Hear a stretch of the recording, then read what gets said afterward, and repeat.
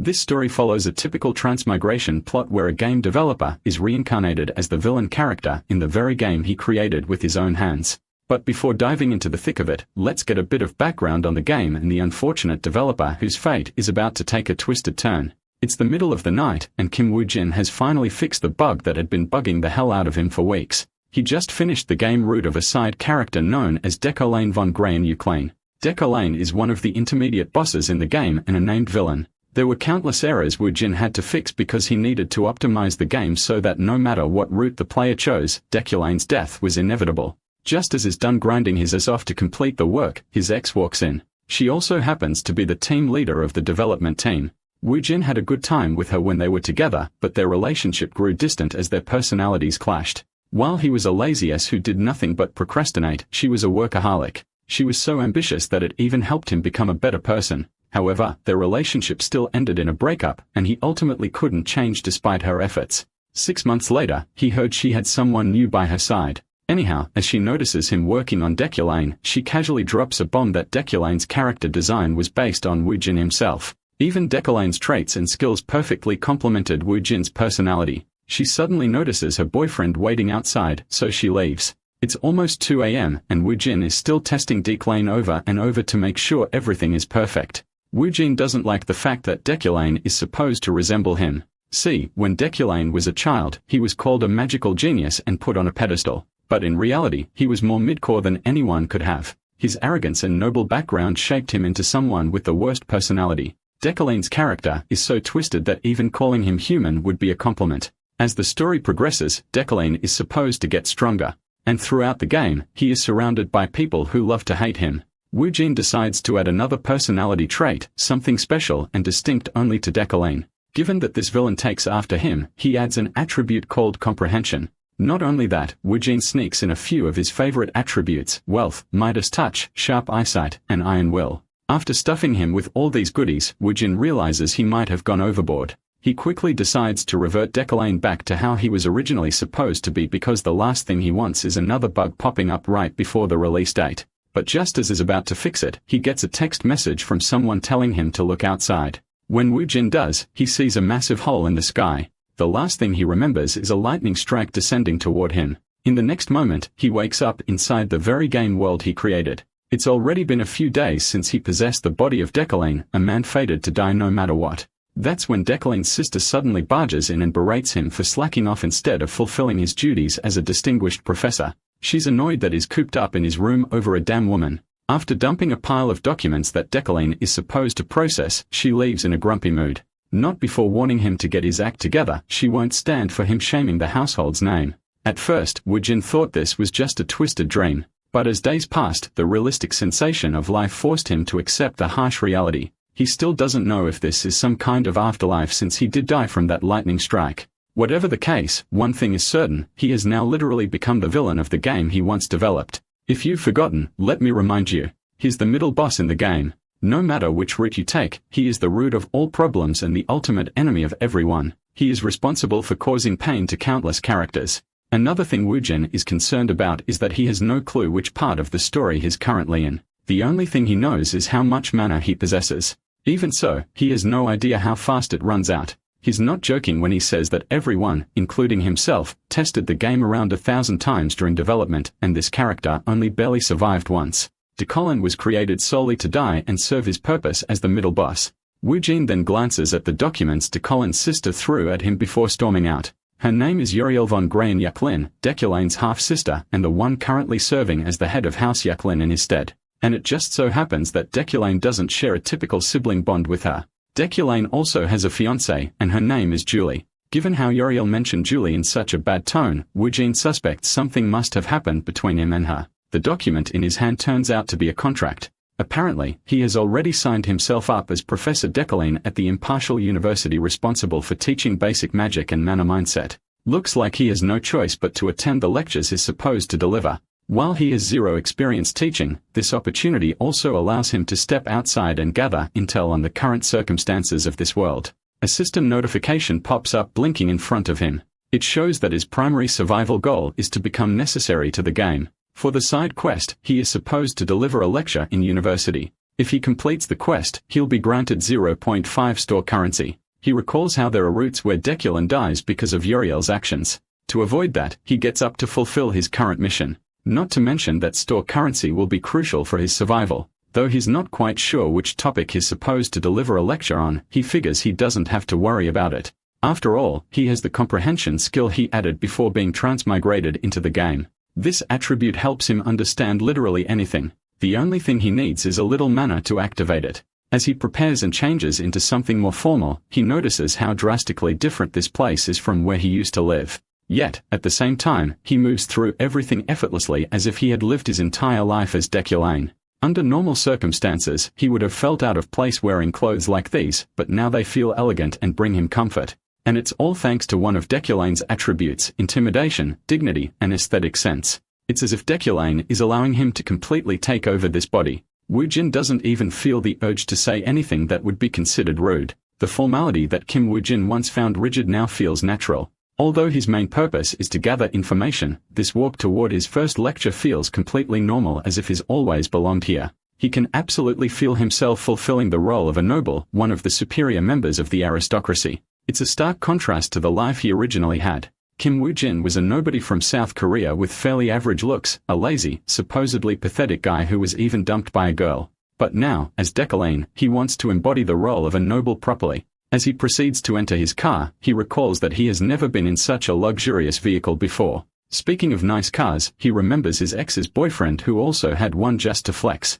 Suddenly, he notices a young boy sitting in the adjacent seat. When the boy realizes Deculan is there, he frantically greets the professor and proceeds to hand over some documents. Seeing this, Declan entertains the possibility that this person is perhaps his assistant or maybe even his secretary. Declan questions him about his identity, which causes the boy to get a little startled, especially since he has already been serving Declan for 3 years.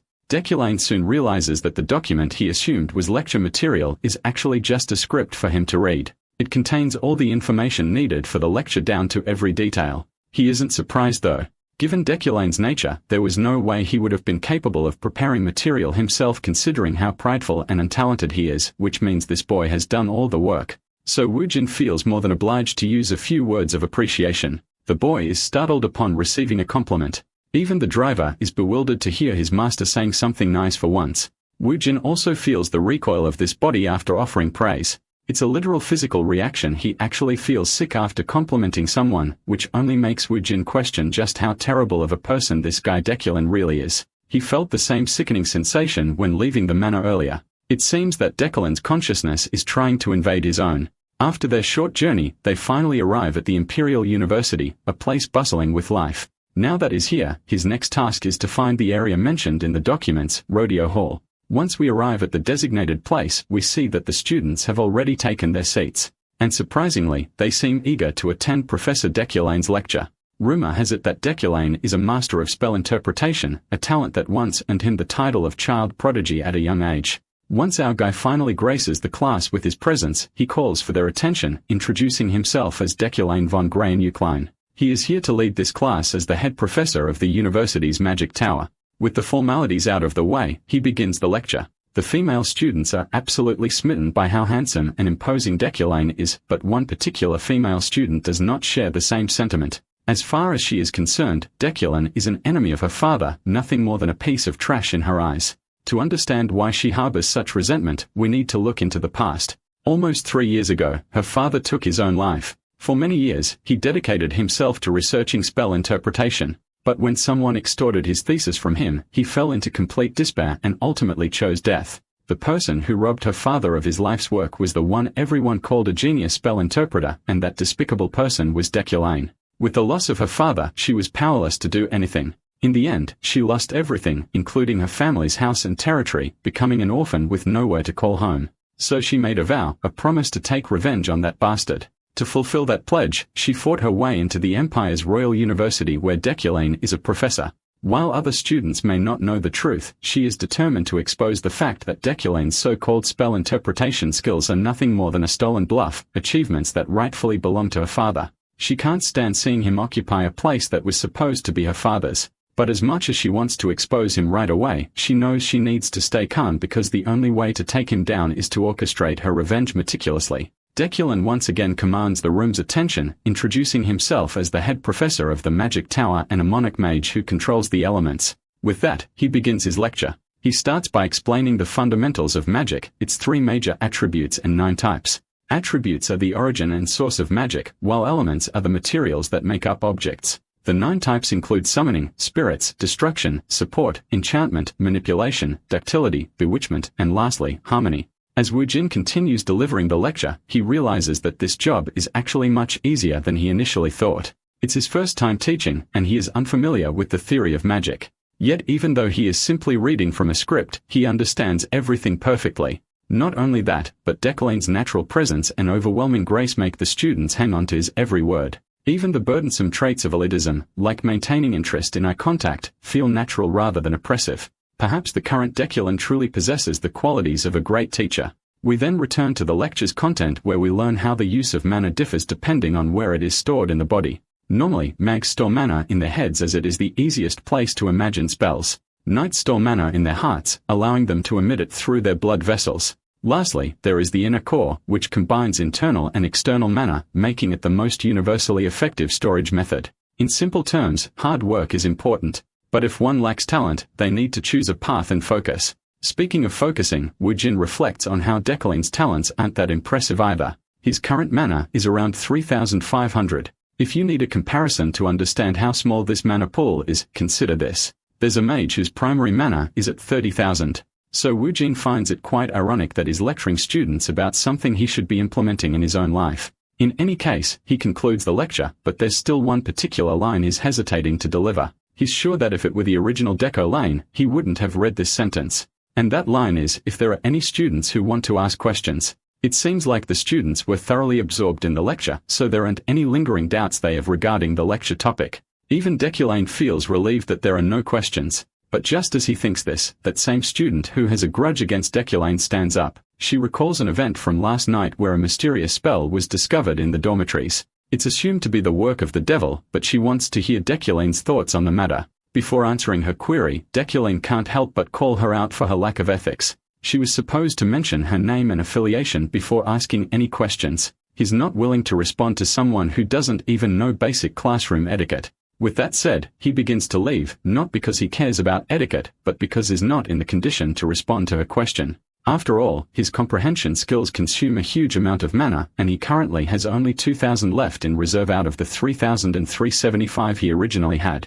Just understanding the script cost him $1,300 mana, so he's unsure how much mana it'll take to learn about a spell he's never seen before. Meanwhile, the students are snickering under their breath after seeing how she made a fool of herself. They think she was trying to get the professor's attention, but it backfired. The poor girl is stung by the humiliation caused by the professor's words, but she still tries to persist, hoping to get a response from him. According to her, the magic tower is refusing to analyze the situation, believing it's just a rumor. But if it's Professor Deculan, she's sure they might be able to figure out what kind of magic was used. She casts a spell herself and requests Deculan to interpret it.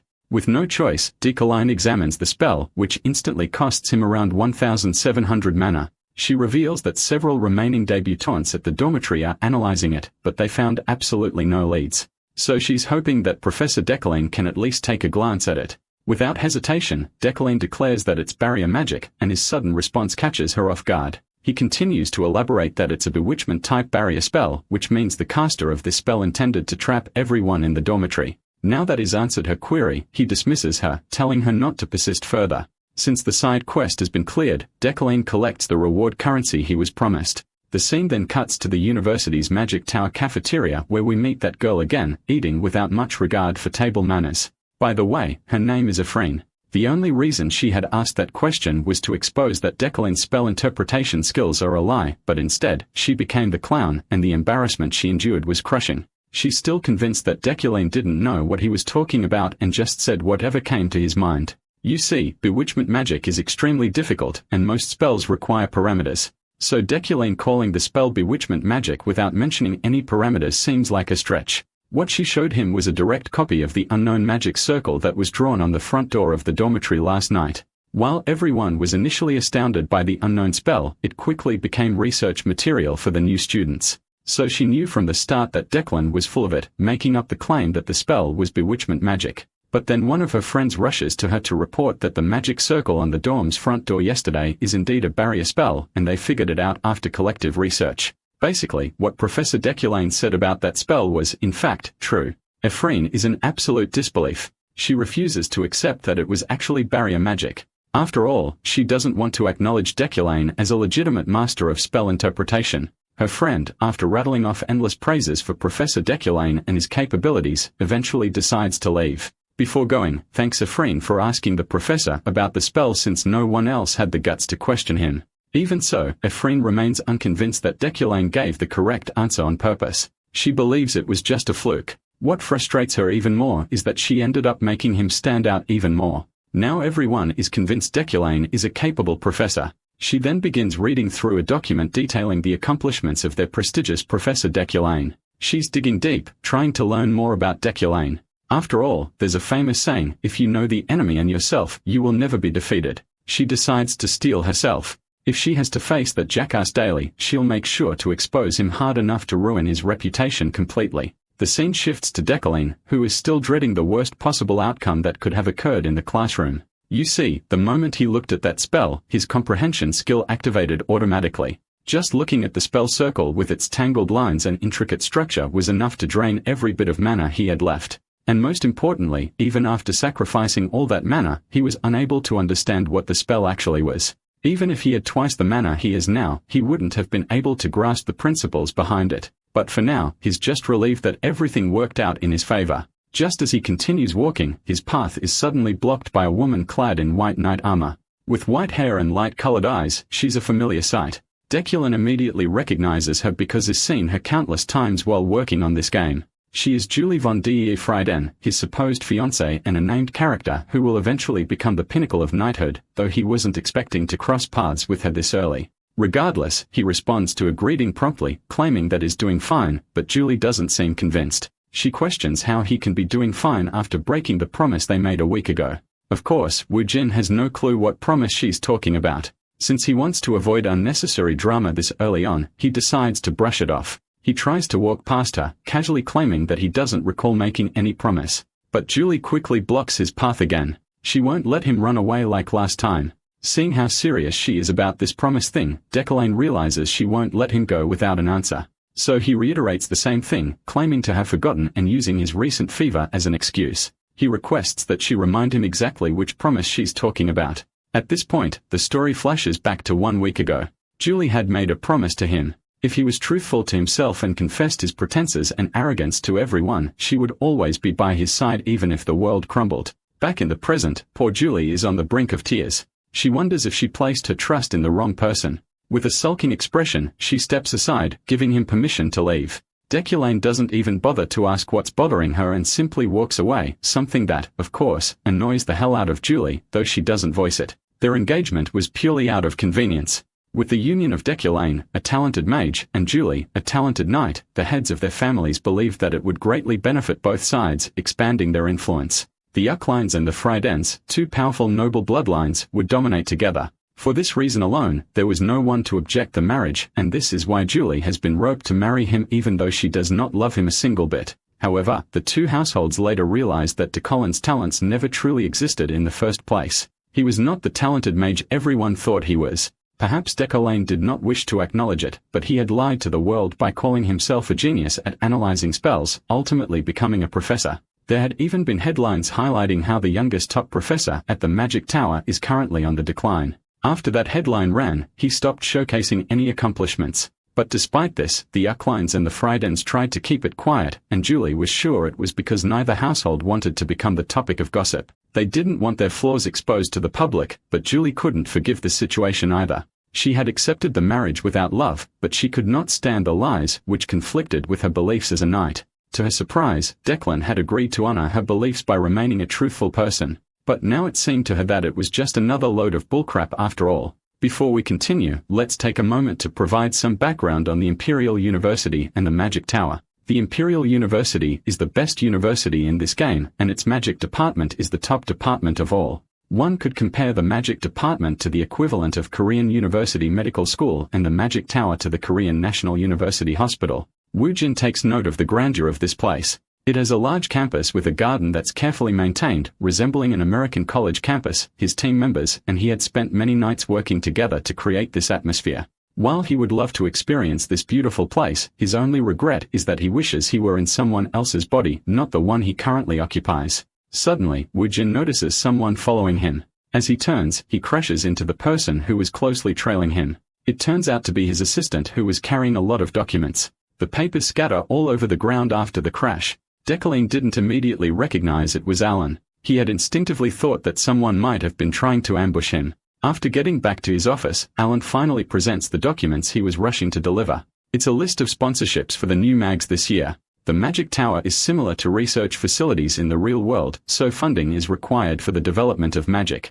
Professors at the Magic Tower sponsor the new mags they deem worthy. As Declan goes through the profiles of each candidate, one particular name stands out. The name is highlighted in gold, which he assumes is due to his attribute. This attribute is known as Wealthy Magnet. It allows him to attract wealth and become an exceptional financier with an uncanny intuition for profitable ventures. The more information provided, the more accurate his intuition becomes. Then there's another attribute known as Sharp Eyesight. This ability allows one to visually perceive institutions, attributes, mana points, and similar elements. It is primarily used in conjunction with other traits rather than on its own. The reason Declan is able to identify this promising candidate is due to the combination of his two attributes, Wealthy Magnet and Sharp Eyesight. It's now evident that individuals with names shining in this glittering gold light are sure to bring him wealth. There are a few others like this, but one name stands out the most. That name belongs to none other than Epherene Luna, the very girl who is actively seeking his downfall. To think that Declan's abilities have led him to see her as the most potential candidate for prosperity even though she is determined to destroy his career. Declan recognizes her as one of the main characters in the game.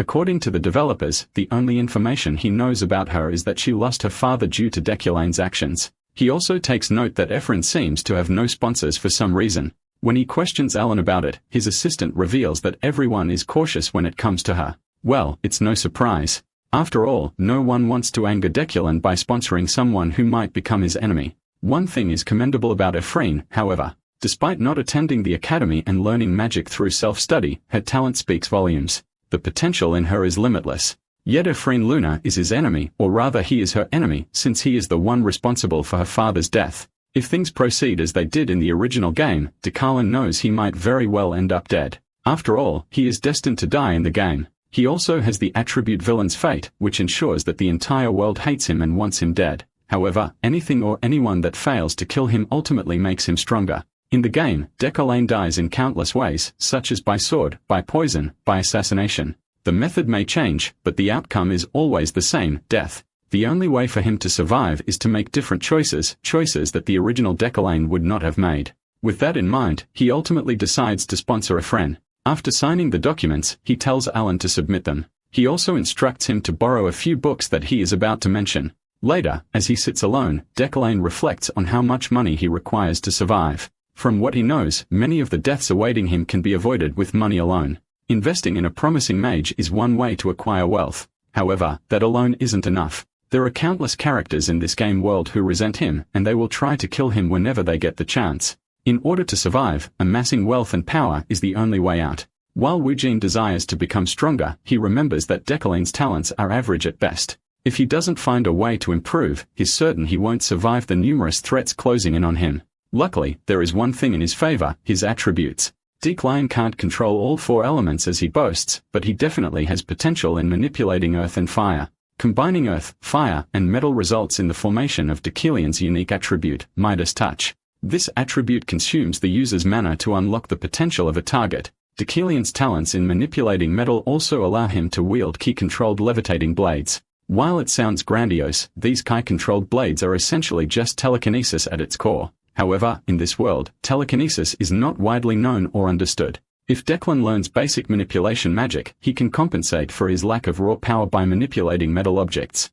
To make this a reality, he needs to first learn the fundamentals of manipulation magic. So he decides to test his skills. As soon as he activates his comprehension skill, he begins absorbing all the concepts and spells related to basic telekinesis written in this book. Once he has absorbed the knowledge, he uses his newly acquired telekinesis powers on a pen. And just like that, the pen floats into the air. Thanks to his Mimize attribute, Decalane can cast the telekinesis spell without needing any incantation. Although the current telekinesis spell he's learned only covers the basics, it's already quite powerful. He can't even begin to imagine the possibilities once he learns more advanced telekinesis. The next thing Decalane wants to figure out is what to do with a magic circle. He considers engraving it over his entire body. In this world, magic circles become stronger the larger they are, so he plans to understand his body first using his comprehend attribute, not just his brain, but his heart and inner core as well. Then he will engrave magic circles all over his body to strengthen his telekinesis. Of course, there is a risk that his body might overload or suffer side effects, but this is where one of his attributes, Iron Man, comes in handy. This attribute grants Decalane innate physical abilities, and the potential of his body is of the highest caliber. He's confident that this attribute will allow him to withstand any side effects. As soon as he starts the process of engraving the magic circle onto his body, excruciating pain triggers throughout his body, a pain unlike anything he's ever felt. It feels as though every bone is breaking and every muscle is being torn apart. However, as grueling as this experience is, Decalane won't waver. Not a single groan escapes his lips. After all, this is the elegance required of a noble. Finally, the process comes to a halt. Sadly, after enduring all this, Decalane has failed due to an insufficient amount of mana currently standing at just 1 point. But the effort isn't entirely in vain. He now has a magic circle etched onto his shoulder. At this rate, it will take about 2 weeks to cover his entire body. A month passes after Decalane's seminar, and it's finally the first day of lectures at the University Magic Tower. All the students gather in the remote area awaiting their first lesson. A notice board nearby contains a message from the professor. The professor wishes to test everyone's abilities, so the students will have to prove themselves by performing on their own in a place already rich with elements. The students are all quite astounded that their teacher just left them to study on their own. The one who is most annoyed by this is, of course, Epherene. While she curses him under her breath, a girl walks past her and intentionally bumps into her. Naturally, Epherene, already irritated, turns to confront the girl who just bumped into her. But when she recognizes the person in front of her, her expression quickly contorts into shock. It's none other than Sylvia von Josephine Elaide. The two girls lock eyes for a brief moment, but Sylvia just proceeds to walk away, ignoring Epherene as though she doesn't even know her. Later, as Epherene is focused on performing a task, her mind is still preoccupied with the encounter. She is certain the girl she encountered is from House Elaide. About 10 years ago, the Elaides, fearing Ephrene's potential, surrounded their manor with troops and threatened them. So it's beyond Epherene's understanding that Sylvia doesn't recognize her. Suddenly, the structure she is creating with her magic starts to falter, and Epherene feels a heavy pressure in the air. It's as if her mana is being sucked somewhere. When she looks in the direction of the disturbance, she spots Sylvia, who has just created an enormous structure, which is 1,000 times larger than the one Epherene was making. Naturally, Epherene is furious as the turbulence caused by Sylvia's magic has completely disrupted her work. But Sylvia pays no attention to the noise around her, continuing her task undisturbed. This only infuriates Epherene further. The fact that Sylvia doesn't even acknowledge her existence is maddening.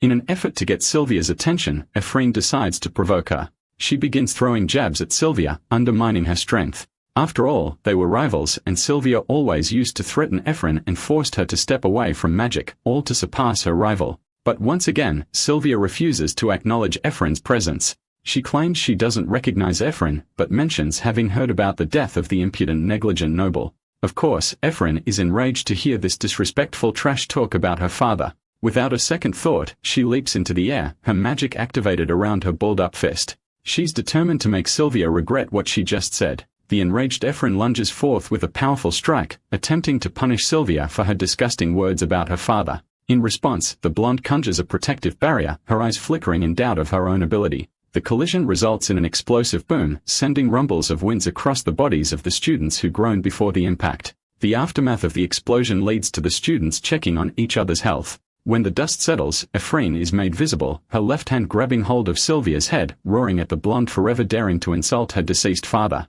As she continues to threaten Sylvia, Epherene's eyes dart behind, realizing that some kind of mystical dark light has been created in the distance. The students panic and scream while Epherene questions if what she's seeing is a void. It's the same spot where both of their mana collided earlier, causing a rupture in space that is now engulfing everything around it. Realizing that the void is at risk of causing an explosion, the students panic even more and attempt to run away. Even Epherene understands the risk of the situation at hand. The explosion could send metal fragments bursting everywhere like shrapnel, inevitably spelling everyone's doom. The The space-devouring ball of black continues to eat away at its surroundings. Epherene does her best to contain the magic with her might. All of a sudden, she no longer hears its sound or feels its weight, as if the void stopped on its own. When she opens her eyes, a towering man clad in aesthetic noble attire is standing before them. It's their professor, and he has just saved their lives. Decline's sudden appearance is shocking, but what's even more shocking is the fact that he stopped the fragments using ice magic in an instant.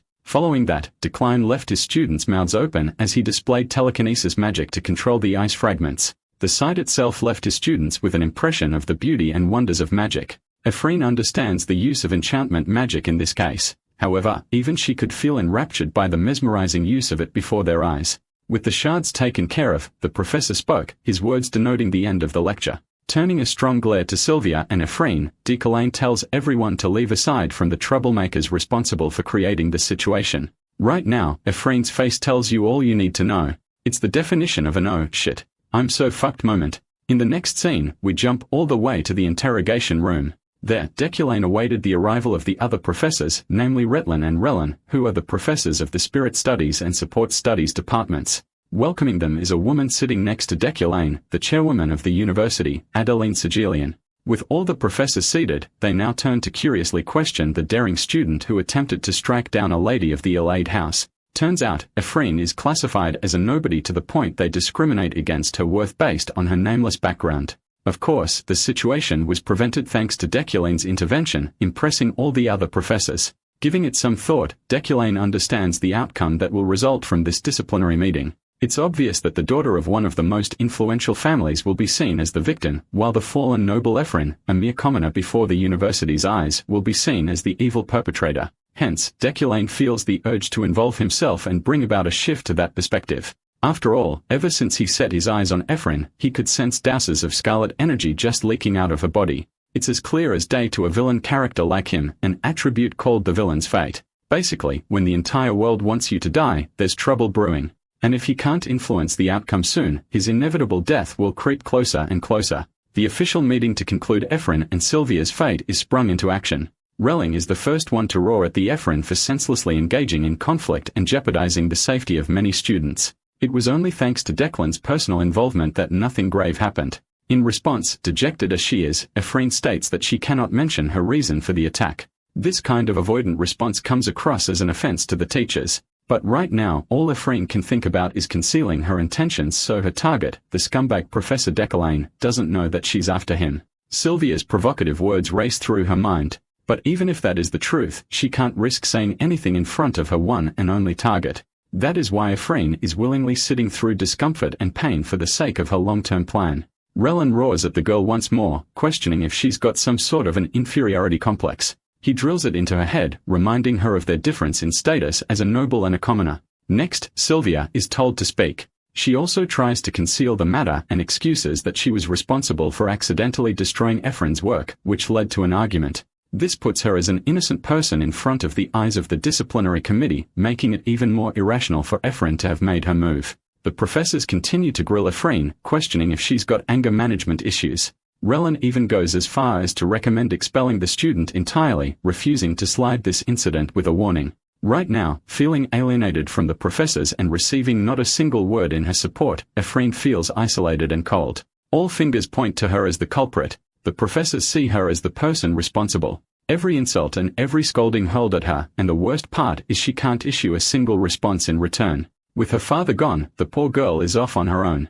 The world has shut itself down on her. Blaming Professor Deculain, she pins him as an object of blame for her own mistakes, which is an emotional response befitting a child. Adelaine finally speaks, concluding that each professor thinks the same as the next. Before motioning a decision, she wants to hear Deculain's account of the situation. Making his voice clear, he makes a request to the chairwoman. It's right about this moment where Epherene thinks her life is over now. It's obvious that she's going to be expelled. But to a shocking turn of events, Deculain puts Sylvia under fire, arguing that she too had a fault in the incident that occurred. His response stuns both students while Deculain continues to hammer his question once more.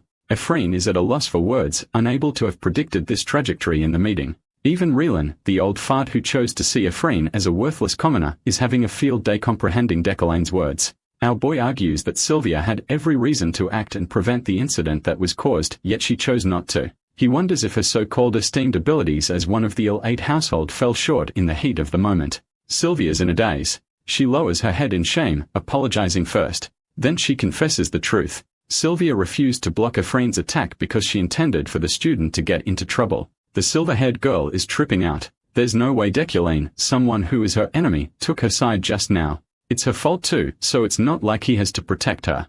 Relin speaks up, countering that as a victim, Sylvia's fault matters very little with how she defended. Blame falls entirely on the assailant. Declan fires back, stating that as a professor, he's the one who failed for creating a lecture that didn't require his presence. He wonders if he should be taking the blame instead. This sudden comment flusters Professor Relin, who's still on Sylvia's side. Epherene is out here shocked that this man is steamrolling another professor just to save her ass. It's the height of ridiculousness that is doing this much to protect her. Having heard enough, the chairwoman concludes her decision. She doesn't think of it as a serious matter, believing that students naturally run into conflict with age.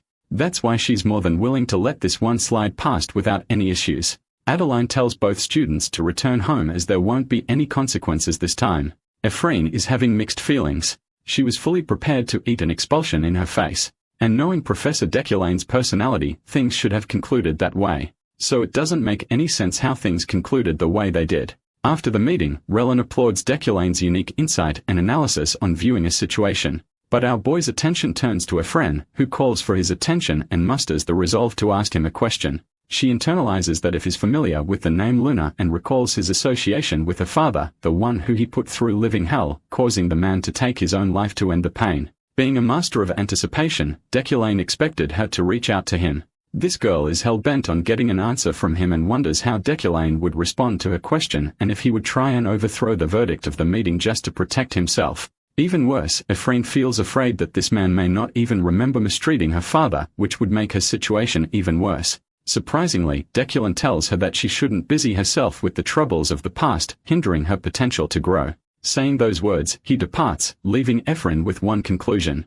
She's reached the understanding that he must know about her father because if he didn't, he wouldn't have helped her just now. She wonders if the professor personally feels some kind of responsibility, which is why he helped her out of her own difficult situation. Epherene misunderstands his help as a kind of pity. It fills her heart with joy. At least the scumbag professor didn't forget what he did. So long as that is the case, she's okay with the situation. The conclusion of Epherene's case results in an addition of 2 points for Deculine's death prevention. In the next scene, we see Sylvia explaining the situation to her father, Gultheon, the head of the Illity family and an Esper mage. His father affirms that the talented student Epherene Luna's already missed her chance to flourish as a mage a decade ago. Back when the aptitude exam was being held, both girls encountered the other for the very first time. It was during that time that the monomada went crazy before their presence, predicting their immeasurable talent to become future archmages. These two girls just stared at each other blankly, unable to comprehend the slew of words they had just heard. To give you an example of just how powerful archmages truly are, they are classified as beings that not even emperors can threaten.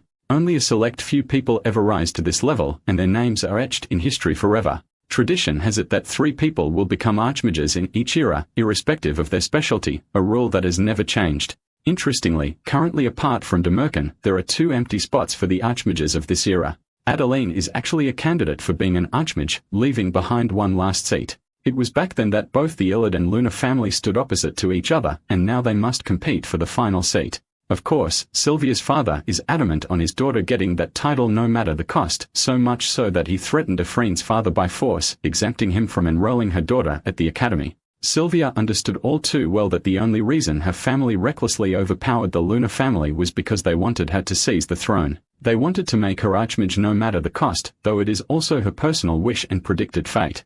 That's why Epherene's words from back then stung her so much. She chalks it off as simply being unlucky. While Gultheon isn't exactly worried about her competitor, he's more worried about Professor Deculine, believing that he's an ordinary man who was a genius at a young age. That's why there's no telling if he could suddenly rise above the ranks and become a dark horse. This isn't new news to Sylvia, though, because she could sense his potential from the moment he deciphered her trap. When the explosion happened, it was true that Sylvia eradicated Epherene's mana, but she also set up a personal trap to launch the void as a conflict between their attacks. This way, the incident would cause even further demise and put Epherene under fire. The reason Deculine shot the Maglaire back then was because he understood this trap from the get-go despite her being careful of any observation close by. Even though he knew everything, Deculane kept both of them safe by offering a third way, a compromise. It was his warning, a way of demanding them to play along with his version of the story so that they could survive in one piece. Yes, before you even ask, the One Piece is real. In any case, she grossly underestimated his talents, but now it makes her ponder the kind of man he truly is. A few days flew by. We get to see Deculane's glorious manner. This man is living Bruce Wayne's life over here, getting all dripped out. This man is escorted by his driver, his thoughts agreeing with his decision to support Epherene in that critical moment. This way, he removed one of the death roots for himself and even increased store currency. Personally, he wasn't expecting Epherene to make herself known so quickly in their first encounter, but he could tell from then on that she was hostile from the start. While his intervention just now has made him an enemy of Sylvia as well, it's still the best course of action he could have taken. Brushing that matter off, Deculane isn't keen on attending social events. At the same time, he doesn't want the opportunity of gaining store points to just fly past him. After all, he gained a side quest to attend the Flower of the New Year event, adding another half a point to his store currency. As of right now, he still requires a minimum of 5 currency points to access the shop. That's why he's focusing on interacting with the main characters for now. Arriving at his destination, Deculane is welcomed with honor and respect. The party is full of nobles and their expensive laughter. The professor spots a bunch of named characters that he can interact with. Of them, one stands more notable than ever. It's Yahello, a character who Kim Woo-jin personally modeled in the game.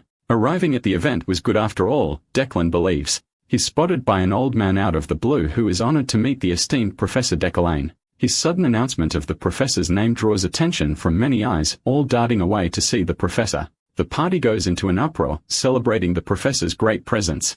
That cool and peaceful confidence he had about the party from earlier, it's all shattered to pieces now. While this is happening, Deculane hears someone remarking on Sir Ganisha. The professor draws away from the current interaction and follows the trail of the voice. Having heard about Ganisha, he knows that he can't risk not having an interaction with one of the most important characters around. His gaze shifts and carefully picks apart the crowd, but Ganisha is nowhere to be found. Deculane seriously doesn't want to lose this chance, but unbeknownst to him, the scary adventurer is standing behind him. At this point in the story, she's the 5th strongest character introduced. Deculane finally locates her on the higher floor, the scarlet-haired woman staring down at the scene. He quickened his pace to meet her, but gets cock-blocked by Yahello, who interacts with him at the worst possible moment. Let's explore Yahello a bit more. He's an exclusive mage of the royal palace, ranked as a monarch, equaling to Deculane's title. Yahello provokes Deculane, surprised that the great professor still remembers his name. He wants to check in on Deculane's research and immediately brings up the mention of some bad rumors. Yahello points out how his research has stagnated in the past 3 years, and many are now questioning Deculane's true abilities and talents. This audacious man is straight up talking shit in his face. It just so happens that Yahello was Deculane's peer in their university. They once had a close relationship, but after Deculane seized the position of head professor for himself, Yahello's jealousy grew harsher and hostile over time. Though the original character would have been peeved by Yahello's provocative remarks, our boy is as cool as a cucumber, refusing to respond with impulse. Also, the rumors only mention the truth, so he's fine with them too. Deculane's attention is drawn to shock when he notices that his target, Ganisha, is no longer there. Poor guy wanted to achieve one goal for the day, and it was ruined by this blabbering loudmouth who still continues to yap endlessly. Walking right past him, Deculane annoyingly swears at him and even calls him a piece of rotten cheese. I love that insult so much, I'm gonna be using that as his nickname from now on. Rotten cheese is left bewildered by the statement. The chill professor refuses to say another word and quickly moves on to locate Ganisha, fearing that she may leave the society even before he can acquaint himself with her. His plan is in shambles as we speak. His sudden disappearance from the event causes a bunch of people to wonder where he went. Deculane really wanted to end the rotten cheese then and there, but he was limited to his response because of the people around them. To his shock, Ganisha calls his name. She's there standing right next to him. She's curious if he came looking for her. It's true that Declan found her unexpectedly, having escaped the clutches of the imbeciles in the gathering event. Still, her reaction makes him wonder if these two have previously met each other in the past. The Scarlet Adventurer lets out a chuckle at his response when he confesses he merely got lost. Ganisha calls out his little lie and knows he was looking. She apologizes for messing up their earlier mission and even requests letting the matter go. Now it's confirmed that they had a previous relationship based on commissions. The adventurer apologizes once more for failing to recruit a talented child under his wing. It's because of her personal attachment that she ruined the mission, refusing to hand the child over to him. Now, of course, our boy is curious about the context of this discussion and has gained an understanding of Deculane's decisions. He was going to use a talented child to do the research in his place and maintain his name. Curiously, Ganisha asks a question. She sensitively asks how long he's going to keep up the facade and remain the way he is. Her careful choice of words puts him into contemplation. It's true that before possessing Deculane's body, he maintained character and acted violently, gaining many enemies and losing trust with the people in his life, even going as far as hurting others for his personal fame. But now the current Deculanean has come to a decision, confessing that he's going to live a different life. Intrigued, Ganisha is surprised. She was fully expecting him to lash out and attack her for that statement. Of course, since she was brash and acted on her own during the mission, Kim Woo-jin, who is possessing Deculane's body, is rather surprised that this bold professor would go as far as to attempt attacking one of the strongest people around at the time. It goes to show the villain's reckless demeanor. While he doesn't know much about the original Deculane's past relationship with Ganisha, he knows for a fact that this woman could easily annihilate him with no effort at all. Two of her most prominent attributes are invincible body and master of martial arts. You can only expect her to go batshit crazy after having those stats. She's one of the few adventurers who has reached the height of her physical stats. Now because Kim Woo-jin is possessing Deculane's body, there was no instance of hiring assassins to do the deed for him. Because if that were the case, Ganisha would have died already. While he's having this contemplation, Ganisha is wondering if this guy hit his head or ate something spoiled today. She can't place a finger on his strange behavior. Declan's already achieved his goals for today, so he quickens to leave the discussion. Ganisha is rather surprised and wonders if it's really true that he won't be sending anyone after her. Turning to her one last time, the cool professor remarks that it would be beneath him. This girl is literally left too stunned to even speak. Going back to the hall, Deculane internalizes that he could easily utilize Eucline's power to pressurize the adventurer using the guild. However, doing so would only cause his death variables to increase. To his utmost horror, the system informs him that he just prevented a death variable. Bro was not expecting to get murdered tonight. This means for a fact thatGanisha's conversation from earlier could have ended very, very differently. Even a simple social gathering event is waving death flags over his head, poor guy. The scene switches to Rayleigh, an adventurer who is relative to Julie. The talented knight is sitting in annoyance, clearly disoriented, and in a bad mood. Rayleigh realizes what must be causing her sour expression, so she boldly asks if Julie has made any progress with her fiancé as of late. Just hearing that, Julie's body fidgets. Rayleigh clarifies that she means Professor Declane, as there were rumors spreading about. Recalling his annoying response from their meeting, Julie doesn't hide her frustration, expressing that their relationship is in the gutter. Only this time, she confessed it out loud. In a surprising turn of events, the man of the hour comes around to leave. He spots her, but is already leaving despite being known for loving gathering events. He didn't even shoot a look towards his fiancée, causing people to wonder if he's got a sour relationship with Julie. This adds to the rumors about him. Deculane's early leave from the gathering event raised a number of questions, all leading to one theory. They think it's because Julie and him had a fallout, but, of course, not even the game developer Kim Woo-jin could have predicted this turn of events. A week has passed since he attended the social gathering event. This man has been putting in the work, looking at his damn muscles as he finesses that pull-up. Apart from his usual memorization and telekinetic training, he introduced working out to his routine to increase his stamina. It's mostly because he nearly died from experimenting with some crazy shit. Just a few days ago, this guy was on the floor, coughing out blood in his miserable condition. Any normal mage would have died from what he did. The only reason he survived is thanks to his Iron Man attribute. Bro is Tony Stark. In a quest to achieve greater strength after encountering Ganisha, he attempted to engrave fire control alongside his telekinetic powers. This would aid his metal manipulation overall. He wanted to upgrade his core magic for his telekinetic ability, cutting off the time needed to learn additional magic. However, this method was extremely reckless even for him, and it was only after experiencing the incredible strain on his body that he felt the need to dedicate some time to training. That's how he came to develop a workout routine. By the end of his routine, this guy is looking like David Lade with his aesthetics. With his morning workout wrapped up, it's time to go to class. The scene jumps ahead to Professor Declan's office where we see Alan delivering the professor a message from the magic tower. The sender is classified as someone from a high rank. Prying open the message, Declan learns that there's an audit hearing in 6 months regarding his research. They just want him to prepare some documents for the hearing by that time. Of course, this is troublesome because this means Deculane's research is put under fire and under question for being delayed. The thing about Deculane's role is that he's always been classified as the head professor in the eyes of the game. It's critical for him to maintain his title as a professor because the moment he loses it is also the moment his hopes of returning home will be dashed for good.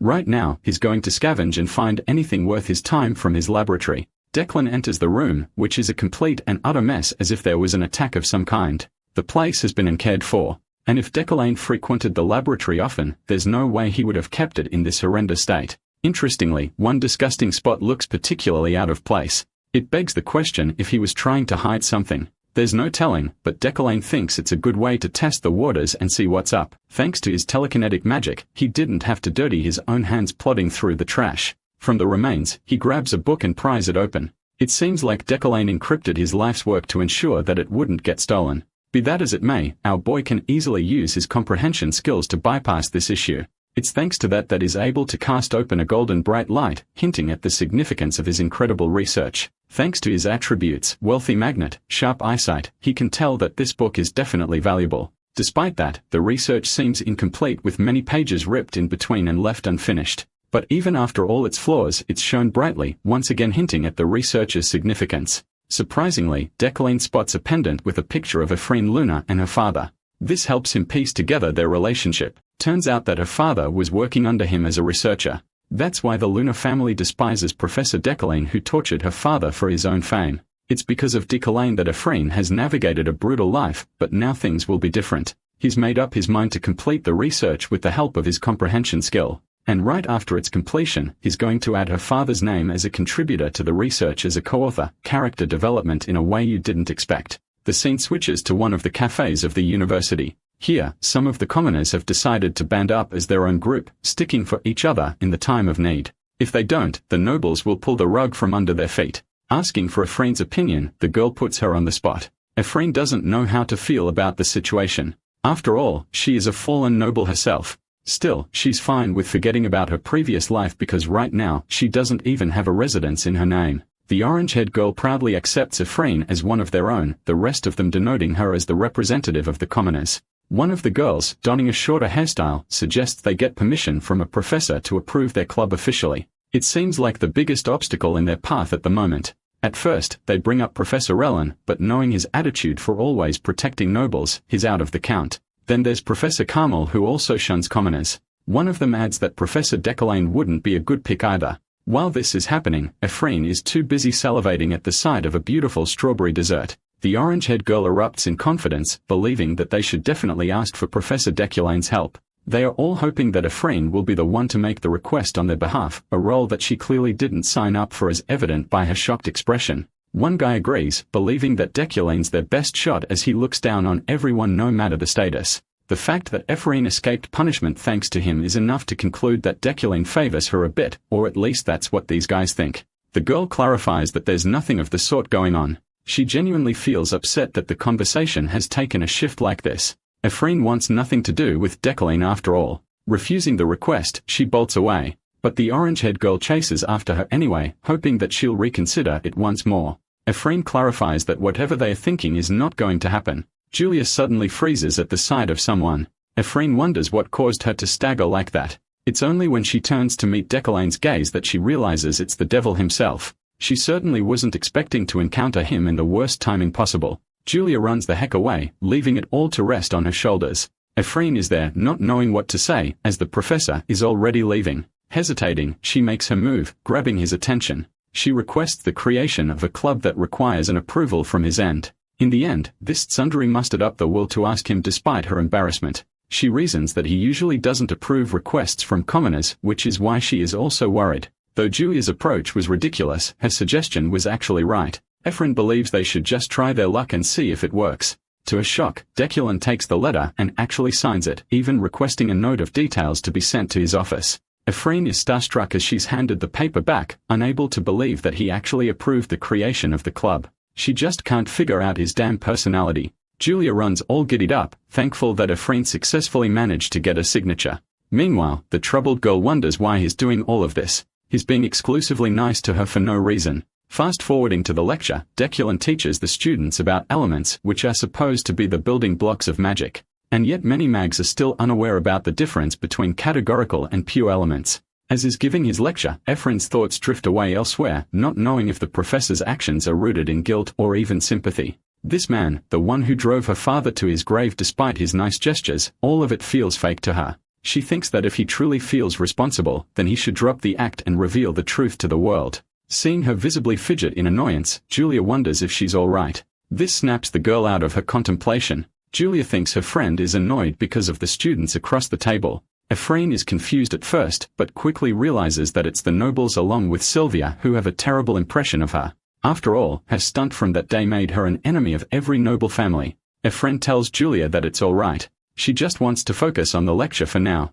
Zooming in on Deculine's lecture, he explains the significance of magic circles. However, she knew that his lectures used to be different. Right now, Deculion is expertly explaining how each spell is affected by adding strokes to the magic circle. He furthers the main topic of learning for today, something he terms flowing fire. The thing is, Epherene is right. Deculine's lectures initially used to be a showboat of his talents and authority as a professor, but the lectures conducted by Kim Woojin right now were recreations of the beauty of magic, and they showcased a fundamental understanding of magic. It shocked the students, even Sylvia, who had once foregone her childlike curiosity of magic because of her natural-born aptitude as a mage. Deculion continues, showing them the magic circle responsible for water. Combining this with the fire circle, it creates a unique phenomenon. The purple magic circle steals the attention of the crowd, allowing liquid smooth fire to flow like water. The students are thrilled and amazed. Sylvia most notably can't believe that his lectures challenge such theoretical depths. Typically, mags deemed geniuses actually conjured magic using their intuition and natural talent.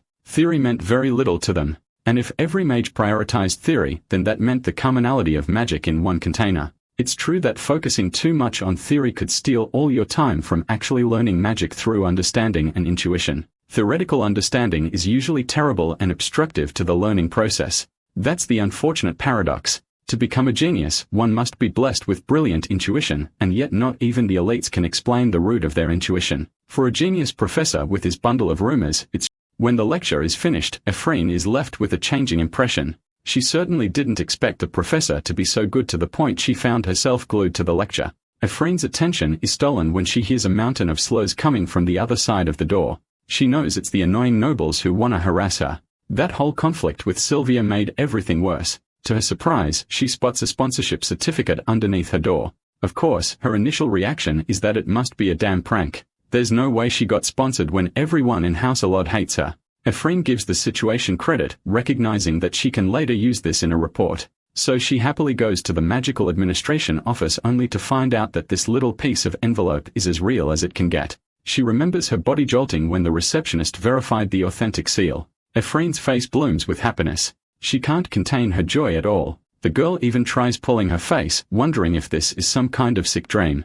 Then she cowardly checks her surroundings, afraid that someone must have spotted her reaction. Epherene shrinks underneath the table, afraid that people will soon find out her ownership over 100,000 elnay. To give you guys a good idea of the amount, it's equivalent to 100 million won. This girl is so scared. In fact, she's already packing her stuff in hopes of escaping when shit goes down. Even the staff members seemed suspicious and gave her a good look. Epherene is losing her marbles when her tantrum leads to hitting her head on the table. This dork is convinced that it's no longer a dream. The absurdity of the situation makes her weep. The girl who was alienated all this time finally had her talents recognized. It fills her with the optimism to try harder for her life. I don't know about you guys, but I think this scene is a good example of showing how a token of kindness can restore someone's faith in the world.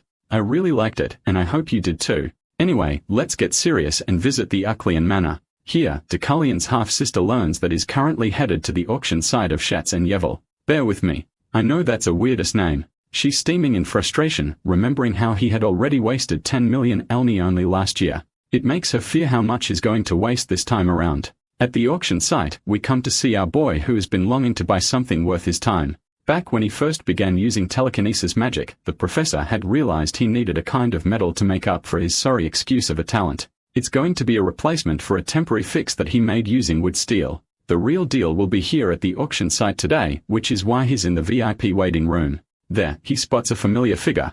It's his fiancée, yet again another unexpected occurrence. She sees him, gets up with an angry glare, and turns to confront him. The knight is practically irritated with his damn appearance. It's the definition of your girlfriend getting mad at you for ignoring her. Julie brings up the occurrence of Sylvia and Epherene, whom he had detained to be judged before the committee. Knowing that it's pretty old news, the mage questions why she's bringing it up and if she's going to blame him for that. Julie holds a stern expression, hounding him for crushing the dreams of newbie students through his annoying attitude. She highly advises him against repeating past mistakes. Julie finishes up by saying that it's her final piece of advice for him, her words hinting at an indication of a breakup. Calming his mind, Decullion understands her intentions to break the relationship, but in reality, he actually favors this turn of events. Despite her enamoring appearance, he doesn't really intend to marry a woman over something insignificant, even in a fake life. Then there's the fact that she's a walking red flag full of death variables for him to encounter. This means the dude could literally face death on the day of their marriage.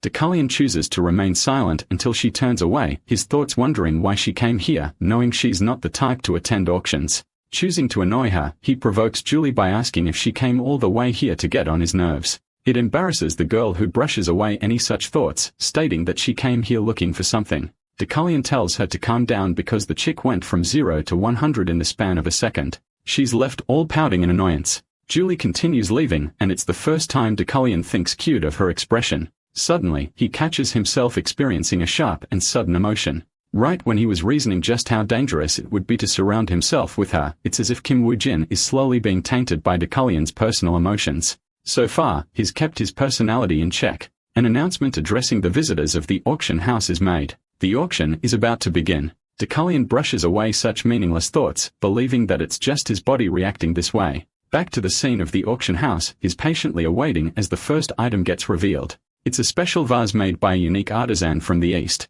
Its significance is so loud that golden shimmers of light reach all the way to Decullion, the same light he checked with his research papers. The light's insistent glow is proof that he should get it. The host entertains a bunch of bids until Decullion bids the highest at 2,500,000.0 elni. The item is sold at the immediate price. The only reason he acquired the vase is because it represents a greater value than the money put up for it. He's got more than enough in his mega bank account. I'm serious. This guy has 200 million in his damn account.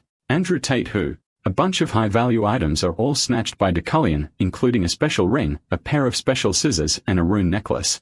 Even after all of that, this man has the gall to bid for 5,500,000.0. The people at the auction house are shocked to find Professor Decullion making such wild bids. His fiancée, on the other hand, deems him as a mere attention seeker with nothing better to do with his life. She thinks their personalities clash too much as he wasted so much money without cause. Still, she came here with a goal of her own. She wants to obtain the Winter's Fire for herself. The host finally presents the last object of the auction, an item so rare that it's impossible to find, and or representing great history. It's the magic of nature itself, the Winter's Fire. The ethereal snowflare stone is revealed in all its beauty, stunning both Decullion and his fiancée. This stone is one of the 10 rarest metals found in the game. Normally used to forge swords, this item is the height of paradoxical wonders, maintaining the essence of both heat and cold energies.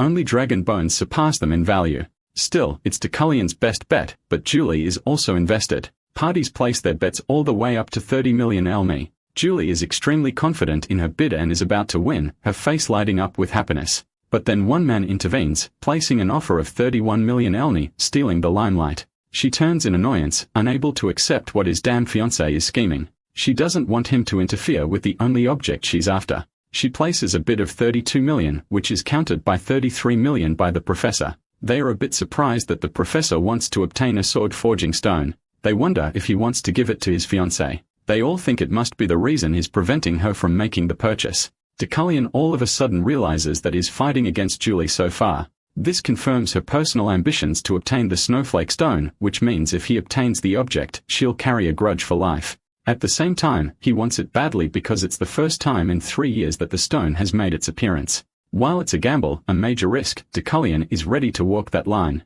So he's ready to meet Julie with his fullest might. The price shoots up all the way up to 42 million, and it's at that number that the object is sold to Professor Decullion. The people applaud in the epic battle that took place, which is funny because when you really think about it, these guys were just flaunting money. They also think Julie is the one who was being overly stubborn because in their worldview, Decullion obtained the stone to give it to her to begin with. Right now, the knight is fuming, her blood boiling in anger. The events have all conspired similarly to last year. Decullion offered her riches and jewelry to enjoy on her engagement day, but she vividly remembers it as the worst day of her life. Damn. The worst she could say is no always ends in disaster. The Decullion of that time wanted to flaunt his power and wealth, which is why she detested him so much. She felt humiliated if anything, her face showcasing her annoyance. All this time, there's only one thing she's been wanting from Dasulian, and he refuses to give it to her. And, no, you perverted gremlins, I know what you're thinking, but that's not what it means. Leaving the room, she ruined her engagement day for herself, but that act left a bruise on the professor's ego.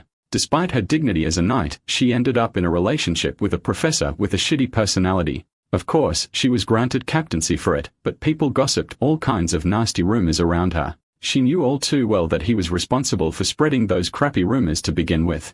It only made her hate him even more, and it was that day she decided that this man was unworthy of her love. Right now, Julie is facing a similar feeling, but to her surprise, her fiancé is approaching her. Donning a soft expression, he asks if she was after the snow flare stone as well. Beaming in fury, she takes it as a provocation, ready to argue with him. But Julie is completely shocked when she hears the words, "I'm sorry," releasing from his mouth. She takes a second to process what the heck he just said. Dasulian politely takes his leave, having paralyzed her on her feet. Julie's mind is racing with a billion thoughts, not knowing the purpose of his apology. She knows that Dasulian isn't even the type to apologize. As she's walking away, she finds the majestic Josephine, her older sister, who tells her to come for a ride. The scene cuts to the professor, who understands Julie's frustration for having taken her object of interest. It's pretty surprising that he didn't encounter any death variables despite what happened. It only makes him wonder about Dasulian's original asshole personality, which led her to take his life in one of the routes. In any case, he is welcomed home by his maids, who seem to be visibly upset by something. When they mention Uriel's visit, Dasulian freezes at the sight of his half-sister. The girl vanishes and appears right behind him, confronting him for having spent so much money recklessly. She wanted to spend it on mines, and yet here he is casually dwindling it on an auction. To salvage the situation, he tells her that he brought something that will return them the money with profit added on top. But, of course, his sister is extremely pissed, pinning him as a man who is using her like a disposable piece of garbage. Even Dasulian understands that the current situation is dangerous. His poor sister is sobbing that she's only there to clean up the consequences of his reckless actions.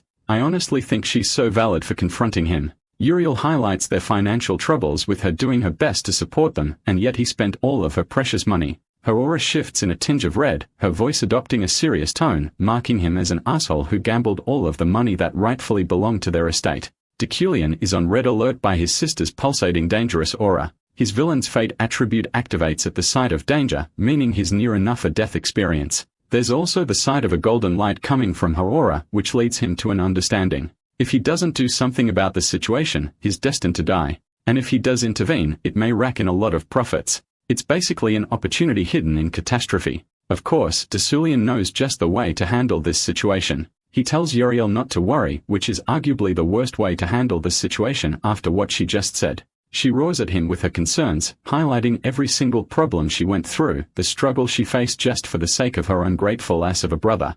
In response, Dasulian tells her that she didn't have to suffer through all of that.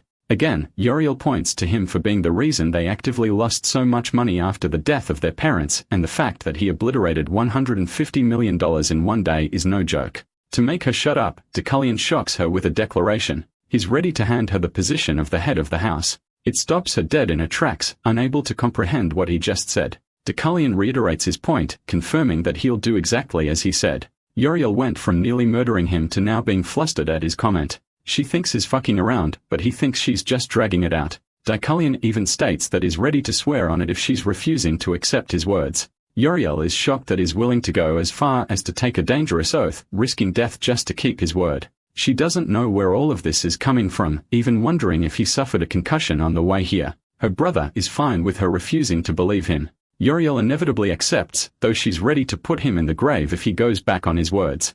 Saying so, she leaves immediately to fix his latest mess. With Uriel gone, Dasulian gains 2 points for preventing a death variable. He takes a sigh of relief, grateful that nothing major happened. He's fine with handing over the position without worry. He thinks if things continue to flow at this rate, his escape is near. Interestingly, Ganisha surprises him with her presence, commenting that his words were really true, that is adamant on changing. She leaps in, apologizing for dropping by. She couldn't believe her eyes just now. Dasulian thinks it's nothing special. His sister would just make up for a better househead than him.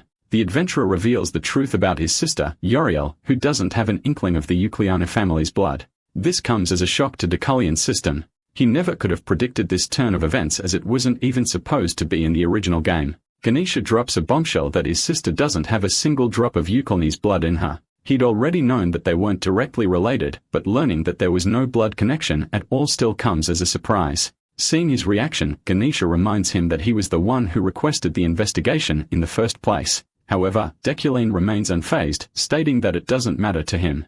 This response catches Ganisha off guard as she never expected him to be so indifferent. Even so, she agrees to keep it a secret. As she turns to leave, she shares another piece of crucial news that the 6 snakeheads have begun to move. These individuals lead a notorious criminal organization, and each of them carries a bounty worth millions. Before leaping out the window, the adventurer pauses to warn Deculine. The 6 snakeheads are after the item he purchased at the auction, and he should be more cautious. It seems like he's been neglecting his magical defenses lately. With that, she vanishes into the night, leaving behind a white kerchief. As for the revelation about his sister, Deculine isn't bothered by it. To him, it changes nothing. After all, he isn't the real Deculine. And whether she's biologically related or not, he will always consider her family. Meanwhile, in the forest, Ganisha and her men sit around a campfire discussing Deculine's recent change in demeanor. She seems flattered by his words, but one of her men teases her, pointing out that she has always had a soft spot for handsome men, making her opinion biased. Ganisha, now furious, threatens to cut him into pieces. As the argument escalates, Rayleigh, an adventurer and a relative of Julie, expresses her surprise at Deculine's apparent human side. Dusting herself off, Ganisha confirms the change and assures everyone that they no longer need to find a magic slave for Deculine. She suggests they return and instructs the group to keep everything they heard today a secret. With that, they activate teleportation magic, vanishing into the sky in a bright flash. The next day, inside the magic tower at Imperial University, Deculine browses the system store and comes across a level 1 attribute that enhances both mana output and quality. However, it costs $10.01. And although he now has access to the store, he lacks the necessary currency to purchase anything. The store only allows skills to be bought using store currency, which is limited per level. Each time he gains access, the cost of skills doubles. Deculine understands that he can't afford to rush or waste this opportunity. He has been carefully integrating his training into his routine, but he recognizes that his physical strength is lacking. To improve, he needs better mana quality, which will allow him to train more effectively. He requires 4 more store currency to make the purchase and decides to find a way to obtain them quickly. As he considers his next move, Alan arrives looking concerned. He hands Deculine the latest issue of Wizard Journal. Flipping through the pages, Deculine spots a wanted notice for a man known as the Wizard Killer, Lockhart, who has been seen roaming the outskirts of the area. Deculine is well aware that the Wizard Killer poses a serious threat to mage players and has already started making appearances. However, since he is not an ordinary mage, he isn't too concerned. Instead, he sees this as a valuable opportunity to earn store credits and secretly hopes to encounter him. Turning to Alan, Deculine reassures him that there's no need to fear and instructs him to head to the library and wait there. Then out of nowhere, he asks Alan if he wants to become an assistant professor. The unexpected question leaves Alan completely stunned. He can't believe Deculine would recommend him for such a position, especially when he has always criticized his lack of talent. As Alan bombards him with questions, Deculine simply tells him to be quiet and hands him a bangle engraved with the Eucaline emblem. Overwhelmed with excitement, Alan thanks him.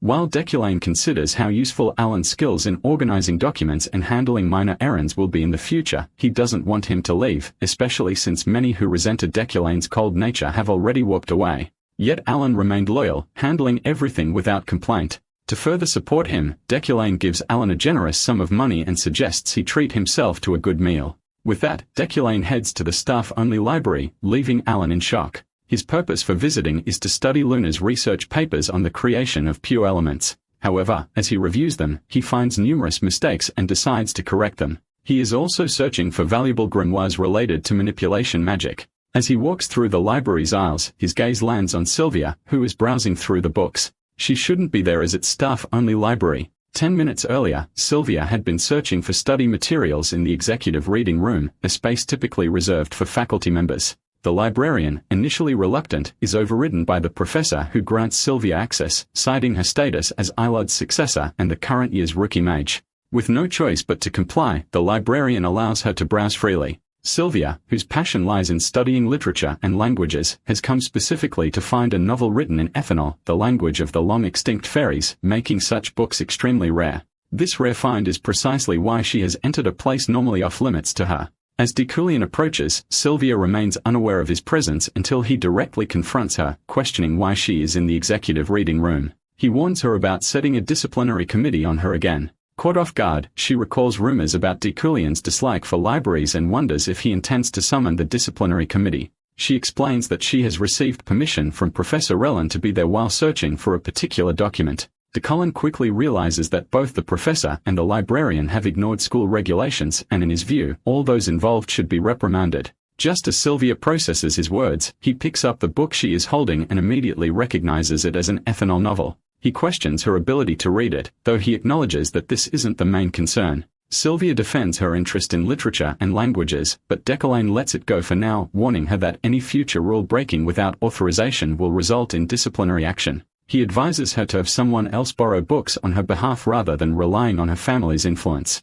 As Dekulian walks away, Sylvia silently fumes, feeling humiliated by his words. Sylvia had only wanted to understand the fairies, yet Dekulian had challenged her ability to read the novel, citing the inconsistencies in the ethanol language. However, he hadn't given her an authorized presence much weight. Meanwhile, in the jungle, a group of adventurers are navigating a dense forest while hunting a magical beast. Dekulian observes them, noting their steady composure despite this being their first practical training session. They are in the Mountain of Darkness, a place of significance and strict security for the Magic Tower. These forests also serve as the training ground near the university, known for its abundant magical resources. However, the area is also highly dangerous due to the presence of venomous creatures, leading the Magic Tower to enforce protective barriers and constant patrols. Professor Relin is worried that currently, the position of head professor overseeing this area is vacant. To everyone's surprise, Dekulian steps up and volunteers for the role, earning the approval of his colleagues. As he takes charge, another professor silently acknowledges that this is exactly how a leader should act.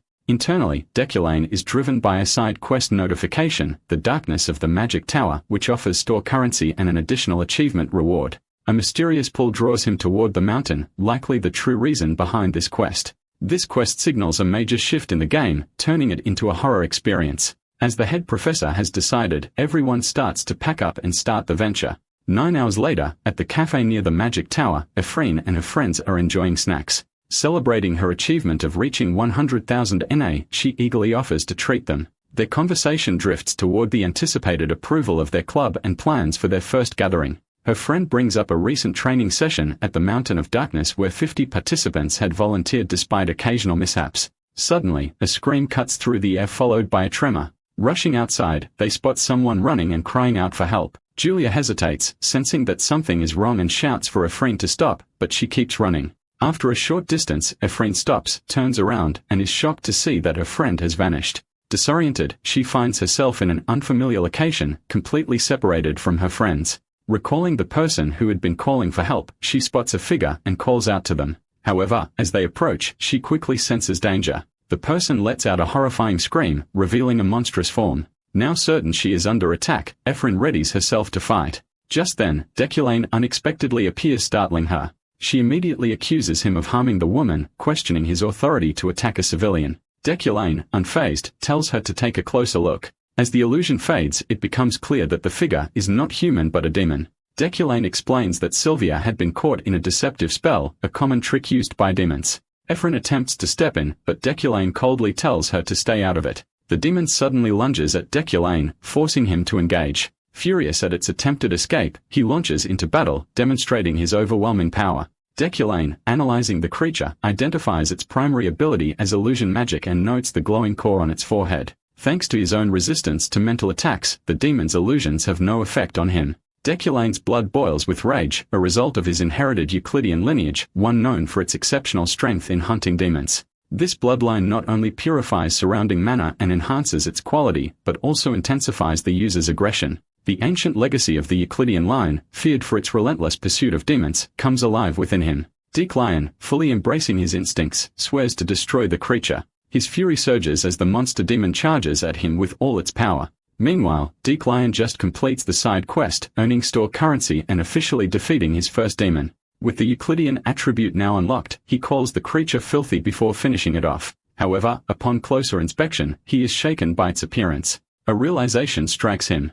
The presence of this demon is not random. It is a sign that the game, even without a player, is moving forward. The next day in the university building, Epherene wakes up disoriented and terrified, letting out a scream as she finds herself in a ward bed. The nurse beside her asks if she is awake. Epherene vaguely remembers being in the forest but struggles to recall specific details. The nurse informs her that a demon had appeared at the Mountain of Darkness and that she had been caught in its illusion, causing her to lose consciousness. She was found and brought to safety. Much to her frustration, she learns that it was Professor Decolaine who saved her. Looking at the clock, she asks what day it is, only for the nurse to shock her by revealing that she's been unconscious for 36 hours. It is now Wednesday, meaning she is already late. Spotting her two friends, Epherene rushes to class, barely making it in time. Her friend, relieved to see her, expresses concern, explaining that she had visited the clinic while Epherene remained unresponsive. As they settle in, they discover that today's lesson will be a special class. Moments later, Decolaine enters accompanied by Alan carrying a box.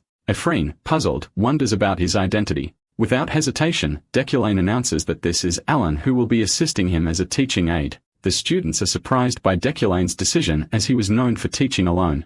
Many speculate that becoming his teaching assistant could be a way to build one's resume, though with Decolaine, that seems unlikely. Epherene is reminded of her father who, despite his skills, was unable to secure a teaching assistant position at 30. She questions Decolaine's sudden decision to take on a mage as an assistant. Decolaine announces that today's lecture will be based on experience. The students, including Sylvia, are given a 3-hour task with a timer. As Epherene begins her assignment, she can't shake the thoughts of her father's inheritance. She notices a similarity between her bracelet and Decolaine's, making her question her father's past relationship with Decolaine and his recent generosity. She resolves to complete the task. Meanwhile, Sylvia finishes in just 25 minutes and 15 seconds. Her peers are astonished, noting she didn't even take half an hour. Alan and Decolaine observe silently, and after a brief moment, Decolaine permits Sylvia to leave. Though relieved, Sylvia is filled with hatred toward him. Epherene struggles with her task as time passes. One by one, Decolaine dismisses the students once their 3 hours are up. Eventually, only Epherene remains. She knows she is done for and slams her head on the table trying to think of something. Recalling Sylvia, she realizes that not only did she fail to surpass her, but she was also the only one who accomplished nothing by the end of the class. She calls herself stupid for being unable to complete such a simple task. Berating herself, she mutters that she is incompetent and a failure. As she sinks deeper into despair, she suddenly hears Decolaine's voice, revealing that 5 hours and 40 minutes have already passed. He asks how much longer she intends to make him wait. Shocked, Epherene looks up, realizing he is still there. Meanwhile, Decolaine criticizes her for failing to complete such a simple assignment on time and even having a breakdown over it. He tells her that no matter who mocks her, surpasses her, or even if someone she resents stands before her, she must remain cold and logical at all times. He declares that with such a weak mindset, she will never reach his level. His disappointment is evident as he turns and walks away. Epherene sits there, stunned and in despair. The room is empty, and the clock continues ticking. She slams the table in frustration, remembering Decolaine's cutting words about trusting in her. Refusing to accept them, she repeats his words to herself. As her frustration builds, a green power flares from her bracelet, its aura surrounding her. Fueled by determination and anger, she declares that she will do it no matter what it takes. Meanwhile, Decolaine reflects on the recent events on schooling Epherene. Though he spent considerable effort on Epherene, he believes it was necessary. She must grow stronger for the challenges ahead. The appearance of a demon at the Mountain of Darkness is a signal. The main quest is about to begin. During the coming age of overwhelming evil, characters with strong moral alignments will emerge, including a much stronger Epherene. Right now, she lacks mental fortitude and a true sense of a mage's responsibilities, but Decolaine anticipates her overcoming these weaknesses and growing into a formidable force, one that could potentially threaten him. Yet Decolaine, a firm believer in self-reliance over fate, is confident he can prevent that. He refuses to let a newcomer surpass him. Epherene steps out of the classroom, pauses briefly, and then rushes to Decolaine's office. There, she presents the results of her magic assignment. Decolaine notes that it took her 6 hours and 25 minutes to complete. While acknowledging her shortcomings as a non-academy graduate, he cannot deny the quality of her work. It is worthy of first place. With this, a side quest is completed, granting store currency. Now that Epherene has returned, Decolaine decides it's time to head home. However, as he walks, a white-haired man intercepts him. Declan recognizes him as Zate Viren Bruggen, Julie's older brother and the head of the Freyden family to which Julie belongs. He is also the one who strongly pushed for Decolaine and Julie's betrothal. Zate is formidable, ranking above Ganisha in combat strength, a named character renowned for his prowess. However, Decolaine is confused as to why someone like Zate would seek him out. Immediately, he begins to speculate about Zate's intentions, suspecting that this encounter might have something to do with Julie's Snowflare Stone. Though Decolaine bears no hostility towards Zate, he remains on guard, uncertain whether this meeting poses a serious threat. Zeit, however, just voices his concerns regarding Deculane and Julie's recent interactions. He casually suggests they have dinner together, framing it as a friendly gathering. Declane, seeing little choice, agrees without hesitation. Satisfied with a quick response, Zeit assures him that he'll arrange everything and even tailor the menu to Deculane's preferences. Declane quickly realizes that Zeit has carefully planned this meeting, leaving him no room to refuse. Understanding how much Zeit values his family's standing, Deculane knows that going against his plans could be risky. The following day at the Frieden household, Julie reacts with immediate frustration upon hearing about the dinner. She expresses her disdain for Deculane, arguing that a rigorous training schedule leaves no time for such events. Zeit, however, dismisses her complaints, calling her reaction childish over something as trivial as a snowflare stone. Growing irritated, Julie listens as Zeit speculates that Deculane must have purchased the rare metal typically used for forging weapons with the intention of giving it to her. He goes further, stating that if Deculane were to present it as a gift, she would likely end the engagement on her own. Julie's frustration only grows, but Zeit remains firm. With his anger boiling, he advises her to think carefully, reminding her that emotions have no place in political matters. He pointedly asks if she harbors any romantic feelings, noting that, as far as he knows, there aren't any men who love her. She immediately denies it, insisting it's nothing like that. Zeit then asks if her concerns stem from Deculane's poor record, but she also denies that, stating it has nothing to do with him. Her response only irritates Zeit further. However, despite his frustration, he accepts her answer. Preparing to leave, he instructs her to be on time and to resolve any lingering issues before the meeting. As soon as Zeit leaves, Julie, unable to control her emotions any longer, lashes out, swinging her sword with tremendous force in a fit of rage. Her slashes create a powerful blast shaking the surroundings. Meanwhile, her subordinates stand behind her, silently observing. Witnessing her outburst, the subordinate comments that her sword is turbulent. His name is Varon, a member of the Order of Hidakane and Julie's subordinate. Julie quickly apologizes for showing him such a disgraceful side of herself, but Varon understands. He also believes it is unfair for the current head of the household to pressure her into marrying someone like Deculane. Julie is warned not to speak ill of Deculane, though she insists that it doesn't matter to her. Seeing Varon fall silent, she turns away, ordering him to prepare as she gets ready to leave.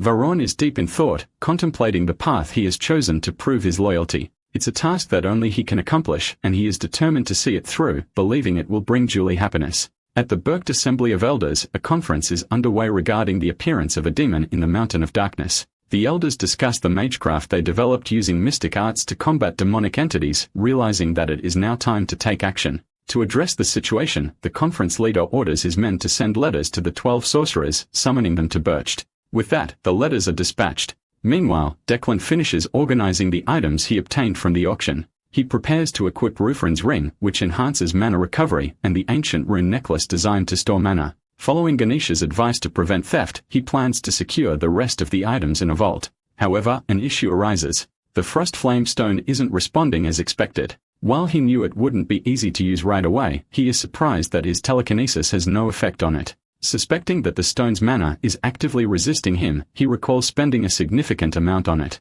He recalls reading about a related concept during his visit to the library, the idea of communion, a method used to tame legendary swords by establishing a connection with them. He wonders if this process involves forming an understanding of the sword itself. Deciding to attempt it himself, Deculane reaches out to the stone. The moment he makes contact, a sudden surge of energy pulses through him. To his surprise, he successfully gains a 0.1% comprehension of it, increasing his mana by 300. However, at this pace, he estimates that fully mastering it would take at least a year as it demands an immense amount of mana. Wondering if this slow progress is his only option, he sets the thought aside for now and shifts his focus to his upcoming plans.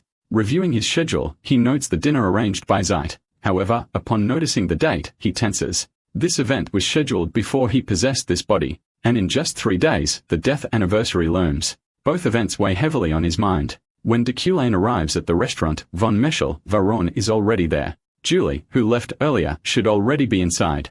Zeit greets her warmly, complimenting her appearance. Deculane, catching sight of her, is momentarily taken aback. She looks stunning, a stark contrast to her usual battle-ready attire. He acknowledges the effort she put into her appearance, feeling a sense of admiration. Another figure stands beside Julie, having helped her choose the dress. Taculin, focused entirely on Julie, hadn't even noticed him at first. Then an unexpected introduction takes place. He meets Josephine, Julie's sister. She isn't just any relative. She is a named character he must tread carefully around. She's someone who would use any means necessary to get what she wants. In other words, she is a sociopath. She is the mastermind behind Shadow, an undercover intelligence network that operates behind the scenes and possesses strength comparable to that of Zeit. Her only real attachment is to Julie, and anyone who threatens her sister risks invoking her wrath. Deculane understands why Josephine hasn't acted against him yet, but the way she watches him makes it clear. Her hostility is just beneath the surface, and if he ever crosses a line with Julie, she won't hesitate. As he steps into the room, Deculane immediately recognizes the situation as a critical and potentially deadly obstacle. To navigate it safely, he must prove his sincerity regarding Julie. Zeit wastes no time and directly asks Deculane when he plans to hold the engagement ceremony, reminding him that 3 years have already passed. Before Deculane can respond, Julie interjects, but Zeit stops her, stating that the adults are talking. Deculane is about to reply but hesitates, troubled by the immense aura emanating from Julie's sister. Looking at her, he declares that he is leaving the relationship entirely in Julie's hands, stating that if she doesn't want it, he will gladly accept her decision. Julie is visibly shaken by this statement. Zeit, concerned by how easily the engagement could be dismissed, voices his doubts, stating that the family heads won't approve of such a decision. Still trembling, Julie turns to the head of the family and requests a private discussion. Zeit thinks for a moment then agrees, and he and Julie's sister leave together. Deculane watches them go, trying to decipher Zeit's true intentions. Meanwhile, Josephine, holding a glass of wine, also wants to know what they are planning. Declan thinks about Josephine and realizes that she is using some kind of skill to listen in on the conversation behind the door. Given her earlier laughter, he suspects it was merely a distraction to conceal a listening device. However, he sees this as an opportunity. If he can convince Josephine that his love for Julie is genuine, he might be able to neutralize this dangerous situation. Looking directly at Julie, Deculane begins to speak. He declares that he has already spoken his truth, leaving her confused. He insists that the engagement isn't something he can simply undo at will. At this point, things have progressed beyond their control. Growing frustrated, Julie questions his reasoning. She reminds him that before their engagement, he used her influence to arrange it, even negotiating with his family's elders by offering compensation. Julie's anger flares as she raises her voice. She accuses him of pushing her away from dangerous battles, pressuring her to abandon her pursuit of the Imperial Order and instead take charge of the Order of Hadokane, which operates under the Euclide family's watch. She also brings up the rumors he spread about her after she refused. Her fury is evident. She cannot believe he is still resorting to these tactics. Deculane acknowledges her words, admitting that he has knowingly manipulated her and forced her to stay, committing actions that cannot be justified. Julie, understanding Deculane's resentment more than anyone, refuses to be deceived. She declares that she won't fall for his schemes. Deculane concedes that he has held Julie back and admits the wrongfulness of his actions. She listens as he shifts his focus, pointing out that both her older sister and brother have overstepped their boundaries. If not for the weight of family reputation, they would have no reason to oppose breaking the engagement. As Josephine silently observes, Deculane pushes his argument further. He tells Julie that if she truly wants to pursue her dream of becoming a defender, she must leave her family behind. Deculane, with a disarming tone, admits that he lacks both honesty and loyalty, leaving Julie in shock. He confesses that he embodies the very opposite of the value she upholds, making him an unworthy match for her. However, instead of breaking off the engagement, he suggests they remain betrothed but never marry. This would free her from the web of complicated interests surrounding them. Though he wishes he could let her go completely, he offers his name as a shield until she is ready to pursue her dreams. He promises to wait, keeping the engagement intact. Julie, stunned by his sudden shift in attitude, demands to know the reason behind it. Deculane assures her that he expects nothing in return, only that she smiles for him once a month. He declares that this is all he desires. His words leave Julie flustered, and even Josephine is momentarily taken aback. Deculane knows that he only said what Josephine wanted to hear to avoid an unpredictable outcome. Yet he acknowledges Julie's reaction, finding her embarrassment unexpectedly charming. Smirking, he concedes that she has managed to win him over in that moment. Julie, furious, snaps that she won't fall for his tricks. She finds his words humiliating. But if he is truly being sincere, she wants to see more proof. Josephine, flustered, begins to wonder if Declan's feelings are actually real. And if that's the case, she decides to spy on them a bit longer. With that, Deculane successfully avoids a death variable and gains 2 store currency. 3 days pass quickly and the anniversary of a significant death arrives. Deculane arrives at the cemetery in his car, making his way through with emotions stirring within him. The setting sun casts a golden glow over the overgrown grass and scattered tombstones. Though this place holds no personal significance for Deculane, it does for Kim Woo-jin, his earlier self. A flashback unfolds, revealing a conversation between Kim Woo-jin and his team leader, Inyo. They discuss adding an Easter egg to Decoline's background. Inyo suggests expanding his story with the author's approval, but Kim dismisses the idea, arguing that it's unnecessary and would only add to their workload. However, In insists that it's worth it, emphasizing their commitment to the game. Kim eventually relents, though he questions its importance, especially since it has no direct connection to the main storyline. Inyo, however, finds the idea meaningful and insists that they must put their hearts into the game. Kim once again denies it, finding it meaningless and pointing out that Inyo didn't even ask for his opinion before deciding to include it. Still, she believes it's a good idea and won't be useless at all, as she claims that Deculane has a bereaved fiancé in his past. Kim reflects on her past enthusiasm for creative additions, wondering what she found so intriguing about Deculane's lost fiancé. He contemplates whether it was done for their team's sake or simply a way to care for those around her. He also wonders what kind of joke was hidden within the Easter egg that had once made her laugh. Back in the present, Deculain searches for any remnants of Kim Woo-jin's memories, hoping to grasp the full picture. He questions whether Inu's choices were acts of brilliance or cruelty. Eventually, he finds a tombstone engraved with the name Inu Ara Vaughn and wonders why her name ended up there. It is then revealed that Deculane's character was modeled after Kim Woo-jin, and Inu had chosen to use her own name for Deculane's deceased fiancé. Deculain wonders if she ever thanked him for it. Kneeling before the gravestone, he reaches out to touch it, emotions overwhelming him as memories of Inu flood his mind. He recalls her sweet voice whispering to him, the day she praised his drawings, the way she gave him his coat, the way she loved him, and the 7 years they had spent together. As Declan recalls his memories of her, tears continue to fall from his eyes. However, someone else at the cemetery is furious upon finding him there. After a while, Declan walks out, realizing that he has stopped crying, something he attributes to his personality coming in handy. As he continues walking, he hears someone following him. Turning around, he sees Lockhart standing behind him, radiating killing intent. Lockhart, as Declan recalls from his name, is surprised that Declan already knows him. Lockhart, also known as the Wizard Killer Lockhart, is a mini-boss villain designed to be a nightmare for mags. His ability, Magic Nullification, makes him a direct counter to magic users. There are no real limits to his power beyond physical contact, allowing him to render magic completely useless within his range. Lockhart arrogantly boasts about his immunity to magic while relentlessly attacking. As he closes in on Deculain, our boy swiftly dodges his relentless barrage of strikes, moving with precision. Lockhart is shocked. Most mags would have trembled in fear before him, yet this guy is effortlessly avoiding all his blows.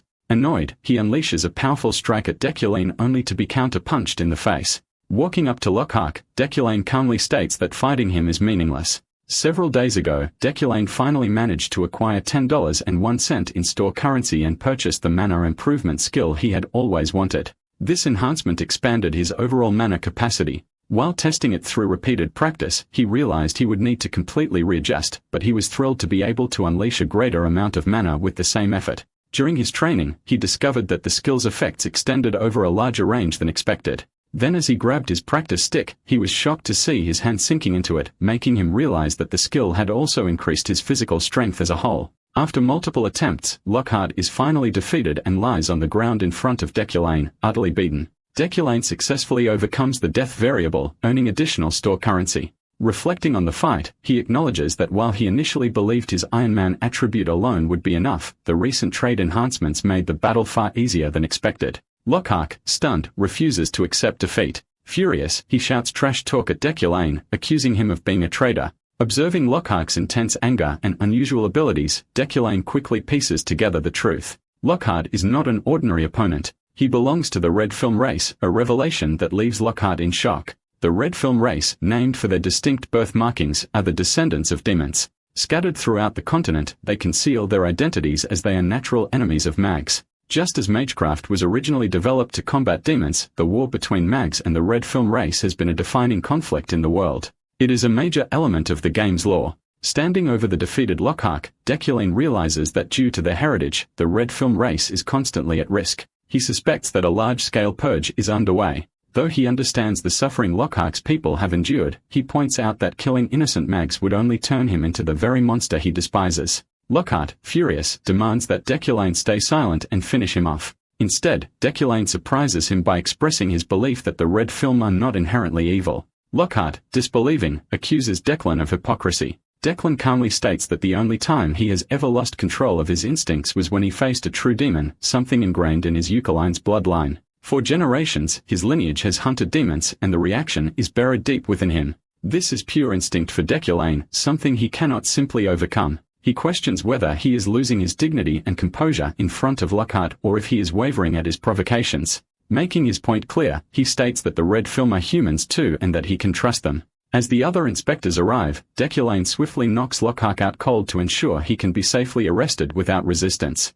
One of the inspectors introduces himself as Roper. While praising Deculane's incredible kicking power, he asks if he should kick the criminal a few more times for him. Deculane waves it off saying it's fine. Then using his magic, he uproots a nearby tree, shocking the inspector. Transforming the tree into a neutralizing rope, he hands it over and suggests tying Lockhart with it as normal cuffs won't work. After that, Deculane asks if Roppo was patrolling the area as he arrived quite early. This surprises the inspector who explains that he came after receiving a report which he assumed Deculane had sent. Deculane brushes it off, suggesting that someone else who heard the commotion might have reported it. With that, Deculane leaves, entrusting the situation to the officer. As he walks back, he feels relieved that he resolved the matter without bloodshed. That's a good outcome. He doesn't want to hurt anyone if he can avoid it. The following day, Uriel arrives at Deculane's training room to deliver a letter from Bircht, who is called for a meeting for the first time in 15 years. Accepting it, Deculane wonders if Uriel really came all this way just for that, as he believes it should be his duty to handle such matters.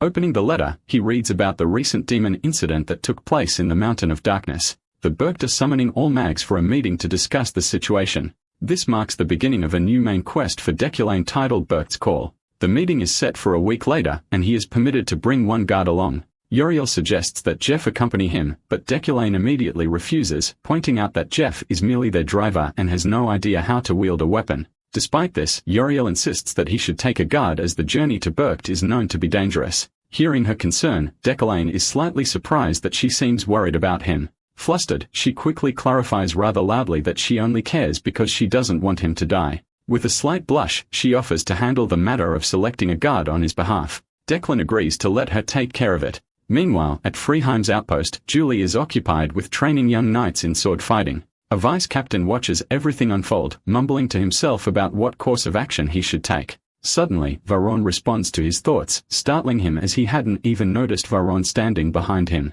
Taking a moment to calm down, the vice-captain reveals that a commission has arrived for their order, but he is unsure if the captain will approve it. Varon encourages him to ask, but the vice-captain hesitates, revealing that the commission involves guarding Deculane. In reality, the request is to protect the entire train he will be traveling on, as they knew that if it were only about guarding Deculane himself, it would likely be rejected. Varon, however, advises him to accept the commission, pointing out that successfully completing it would boost their order's reputation and improve their financial situation. Despite this, the vice-captain still worries about Julie's reaction. Varon cuts him off, assuring him that their captain would never let personal feelings interfere with a mission. With that, the vice-captain finally decides to approach Julie about the commission while Varon lingers behind with his dark and unspoken expressions. Brecht, also known as Alpines, is a high-altitude formidable region in the continent's north, commanding respect and authority at 3,500 meters. It's home to the Elders, a powerful group of mags. Every magic school across the land submits to their ideas here, with the magic tower playing a key role. But what really sets Brecht apart is the floating island of mags. Even the legendary mags have to follow the decisions made in this place. By the looks of its immense power status, Brecht takes the high honor of being called the Magic World's central pillar. Even the rarely occurring summoning assembly every few decades is a great honor, also a mark of true renown for any attending renowned sorcerer. In spite of that, a summons to Brecht is a double-edged sword whispered to the mage's grave. Now that this man lets out a surge of man, the man's presence fills the area with oppressive power. Aside from that, the train to Brecht platform, normal life continues here, including the usual farewells and daily routines. While the preparations are in order, confirming the workers' details, the N assures everything is in hand. Aside from the silver-headed girl nodding in agreement, she gives away her approval for this. Just then, the silver-headed girl, who is assigned to handle this today, announces his arrival. A man with a sharp-suited demeanor with his face utterly blank enters the scene with a kid who is practically vibrating with excitement. This kid is totally wide-eyed to spot snow in April. He couldn't believe it was worth it. Out of nowhere, this girl steps in to inform the professor that from this point forward, the Order of Freeheim will be handling the guard duty for the first half of the train. Professor struggles to keep a straight face when he spots Julie, completely losing it in a clustered panic. Her face switches really quickly from ghostly pale to bright red in mere seconds. Still, she stiffens up and reassures the professor that they will do their best to keep everyone safe and make the trip as smooth as possible. Right this moment, a flashback hits Julie, which kickstarts her total freak-out mode. She is barely holding it down. Professor's voice rings in her head, recalling the last time he advised her to try smiling once a month. In a full-blown panic French, this firecracker wonders if that's the right time to show off a big smile, a wide grin, or just a slight one. She is left thinking, what's the purpose behind this idiotic stunt? While the professor and her stand in awkward silence, the lot notices this crazy tension and gives respect to their captain. Even though she totally loathes his existence, she looks to be trying her hardest for his sake. Cutting down the fuss, Varron decides to show up finally, declaring to be handling their guard duty from this point on. The professor does a scan of Varron, the baddie who just pops up out of nowhere.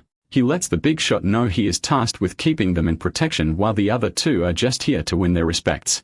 Laughing his head off, this comrade gives Varron a good hard pat on the shoulder. He asks the dude to cut it out already, then he drops a quick intro revealing that it's Varron, the mighty skilled man known by the whole order. He mentions this guy is dealing with their guard assignment while claiming they are in good hands. Not taking his word for it, Professor checks him out with his sharp eyesight. He could feel no special vibes coming off him, considering it could be just his overthinking mind tripping. Moving on, Varron describes the mags as having full-blown security with one escort talked per cabin. Without further ado, he insists on assigning himself to their cabin. That settles it. Time for their departure. She wishes them a quick nice trip. Then she bolts out of there, but a quick head turn while flashing a smile his way. This forceful grin might crack her face soon enough. Meanwhile, the professor is totally clueless about what's up with her. Her lackey wonders if Julie is right in her head, but the professor quickly realizes that this bimbo kept her word. Several hours later, he settles inside the train quite nicely. Professor informs Varron to catch a quick nap as they have plenty of time to chill. At this thought, Varron decides to opt for a quick slumber. In the meantime, the professor's mind is left wondering over this summon from Brecht, aka the Mage's Grave. In his point of view, there's a big reason behind Brecht's superiority as the pillar of the magic world while keeping up as the contrasting second face. He thinks it over if it has any relation to the unexpected events that rise to the occasion each time the summoning assembles comes by. Knowing the possibility of a train attack, he figures Decollane dies at the hands of a game of wits and he isn't planning to choose the reckless way to go. For now, he is out to figure out which train guarantees their safety while the red lingers with the fate of being blown up. For a quickie, this guy knows the cheat of buying intel to learn which train got the highest chances.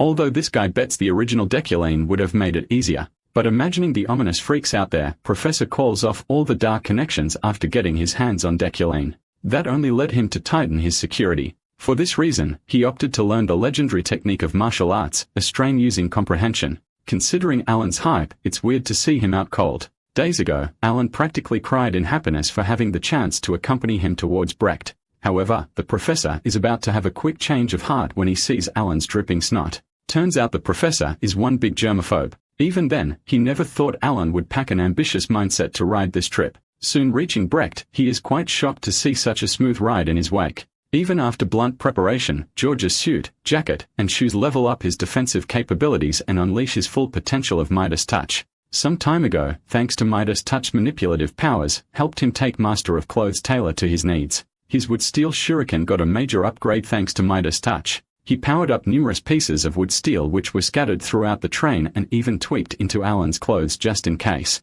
Apparently, the professor used up protective robes and upgraded their integrity by using Midas Touch. Something still bothers him. Turns out, Professor's big use of Midas Touch kept his mana tank emptier than usual. Preparations were necessary, but he would like it if nothing happened. He sighs in relief as he craves that he would like it if things were super chill and nothing happened, but nothing goes his way either. Just then, the front of the train explodes in flames. Snowy peaks were passing by just about a few days before Decollane took off. This guy requests Blondie to put away her book for once. Brewing a small talk, he tends to ask if Blondie gets tasked with a buttload of assignments at the Magic Tower. Well, she nods at the first part, but she confesses to missing a few classes every now and then. This cranky lady isn't exactly thrilled about this whole situation, but this chill dude lets it slide, assuring her that it's all good. Her father even throws in a couple of praises to lift Blondie's spirits, acknowledging her works. Even though her mind is fixed on becoming an archmage, she still gives out her best. At that wild thought, Blondie scoffs as she is convinced there is no future as an archmage if she can't even manage simple things. After this blunt conversation, she has no worries that concern Epherene. Even then, she wishes to hear out Deculane's theories on this. Right about now, Blondie wastes no time in asking her father's legitimate reasons for planning this trip a little earlier. As Brecht's assembly is after a few days, so why such a rush? With a sigh, her father enlightens her that the importance of the trip to Brecht is nothing short of the graveyard of mags. All of a sudden, Blondie's newfound curiosity craves to know more. At that thought, her father lets her know that it's a legit story. While she always thought of it as nothing but a bedtime story, this hits her like a thunderbolt. Dropping the brutal truth bomb, he claims that each Brecht summoning somehow takes the lives of mags. A few of them never make it back alive like 15 years ago. A total score of 11 tasted death. Taking a look back, he describes to Blondie that receiving an invite to Brecht is a testament to their family's prestige. Being chosen among 20 families, there is no backing out of this one. Not to mention, attending this event would totally carve their names in history books, but absentees are destined to face harsh expulsion from the regime. Not to mention, any absent family gets kicked out pretty quickly and a new one takes their spot with no fuss whatsoever. That's when her father checks out Blondie's smarts, asking if she can pick an easy way to clear out the prestigious trash. Taken aback, she couldn't believe her ears. As it turns out, the infamous trip to Brecht is more than just an assembly and does a quick job of dumping out trash. This ruthless game of ambitious sorcerers targets to take down the existing ones, carving their own path to prestige. That said, her father rests his case on explaining why choosing to travel early. Apparently, this dude's sources leak intel about a shady group scheming to ambush the late departing trains. As a precautionary measure, her father decides to take her along for the ride. This old man thought to let Sylvia know so she could face the world's cruelty with a sane mind. Out of 12 traditional families, he believes that all the sorcerers must receive a penalty for brewing this nonsense. Without skipping a beat, he is quick to admit that straight-up dying on their way to Brecht is basically just like dying a magical natural death. A few days later, Alan and Professor enjoy their cozy slumber in the train with no care in the world. Right then, out of nowhere, a huge explosion snaps Varen and Professor back to reality while Alan freaks out to spot a blinding light. Panic rises high as Alan has trouble speaking out his concerns. Without missing a beat, the little guy jumps a mile high in shock to spot the train floating in midair. As it turns out, the professor's quick thinking of using telekinesis took hold of the train and put it right back on track. While Astan's martial arts were impressive, memorizing telekinesis before their departure came in handy. In the meantime, a bunch of creepers lurking on the train's roof are plotting a major heist, taking down a train packed with nothing but professors. But their huge payout keeps them motivated, and they're ready to strike. Diving in headfirst, the professor smirks at this bunch of morons who think they can take on him. Knowing these dumb fools picked the wrong cart to mess around, their luck just ran out. Just now, Professor wastes no time pulling out shards of wood and steel. He stabs the thugs and lets them have a taste of death. Alan's jaw practically hits the floor in shock, so Professor knocks the kid out as it's time to rest. Without further ado, he orders Varon to evacuate Alan and other passengers to safety as he has a bone to pick with these thugs. That said, he tosses the filthy trash out of the train. That said, he figures that Iron Man's 5 senses would easily map out the differences, but no time to overthink here. The professor gets on board to handle things here and sort this mess out later. He turns to the remaining thugs, letting them know they signed their own deaths today. While Varon stands guard to Alan, the professor gets their show rolling. Alongside lowering the explosive damage, putting the train back on track, and taking the thugs to their deaths, this all took a toll on his mana reservoirs. Left with 103657, everything settles here while Varon notifies of safely evacuating each passenger. Out of the blue, professors feel something is off about Varon. He cannot shake off this feeling that this dude's gaze is downright unsettling, but he can't blame this guy for having his guard up. Apparently, that's not it. Just then, Varon's body erupts with the murderous intent of the villain's fate. This catches Professor off guard. Seeing this sneaky jerk unleashing his true colors, he can't believe he actually let his guard down. Thus, Varon admires Professor's survival tactics, but he is ready to kill him with his own hands. Things just got seriously creepy in here. With everyone out to safety, Varon fulfilled his duty, which left him to get his reward. That means it's time for Professor Deculine to say goodbye as it's game over already. Caught at such a bad time with his mana battery already running dangerously low, the professor is completely taken aback. He never imagined his own guard would lift a blade against him.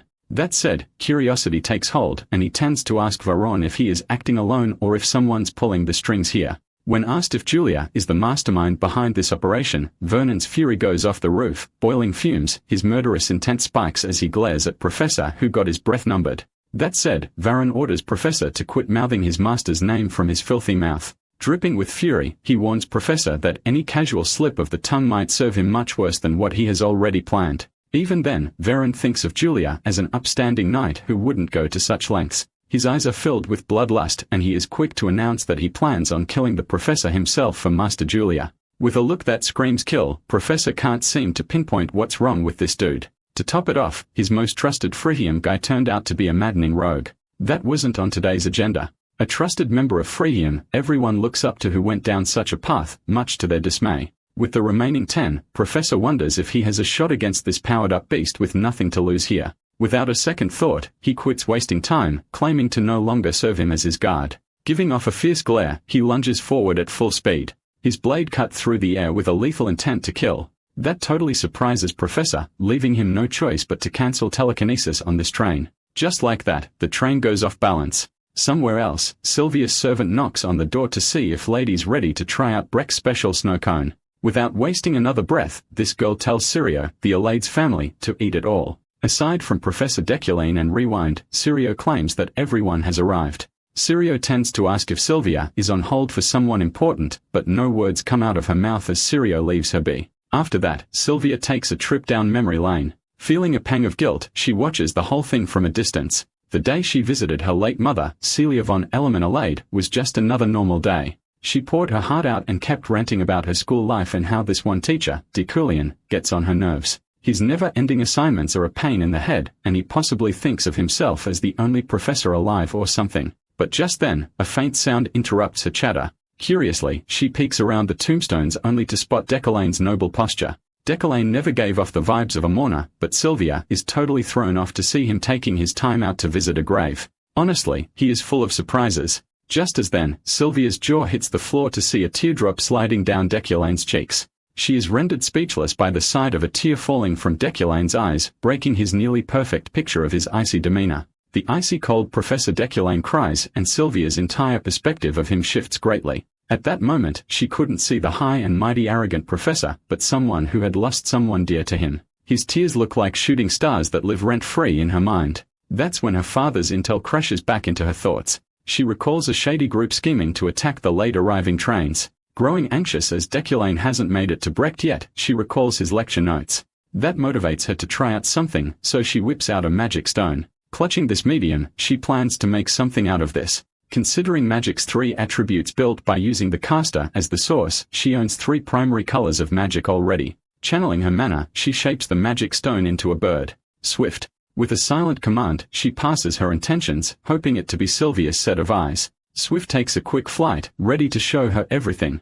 Meanwhile, Professor Deculaine is barely hanging in there with a few broken bones. Other than that, the train luckily didn't slide to the ground. Thanks to Iron Man, it would take a little time until he recovers soon. Hiding in there, out of sight, he thought he could buy himself some time, but Varon had other plans. That vicious freak out for Professor's blood wouldn't quit toying with him. Deculaine can't believe this guy is still in one piece. He tries crushing his flesh when throwing a wood steel, but Varon dodges like a pro. His protective QI takes Professor by surprise, and Varon admires this dying dude's stronghold on life. Such a pitiful way to cling to life.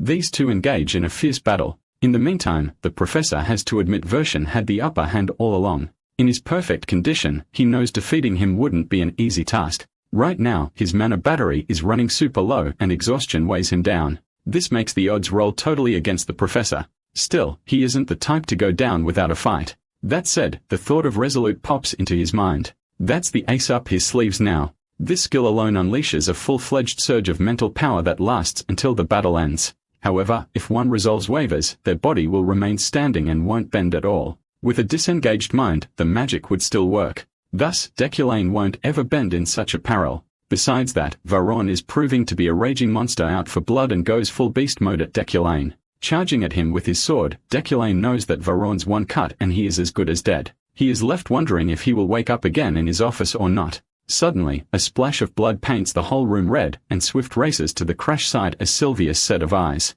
Varon's wild instincts go into overdrive, and his mind goes haywire for vengeance. He leaps into action, ready to settle this once and for all, but something unexpected halts him in his tracks. A sudden interruption catches Varon's attention. He takes notice of the space around him wavering unnaturally, making him lose his footing and lower his guard. In that instant, Deculaine's little trick plays out perfectly as he catches the lad off guard. In a flash, Varon's hand is suddenly split and thrown away with a fountain of blood. Letting out a blood-curdling cry, his screams cut through the chaos. But Deculaine, still unsure of what just happened, knows one thing. It's time to end this battle. With the very last pinch of mana, he tosses a wood-steel weapon, knocking Varron further off balance. Fallen on the edge of the train, his life hangs at the doorway by a dagger, clinging to life with his leftover hand. Right then, Deculane steps out with the smirk of a victor. Varron, gasping for breath, demands to see his cards. He wishes to know what sort of trickery Deculane pulled at the last to flip the tables around, but even Deculane has no clue what happened.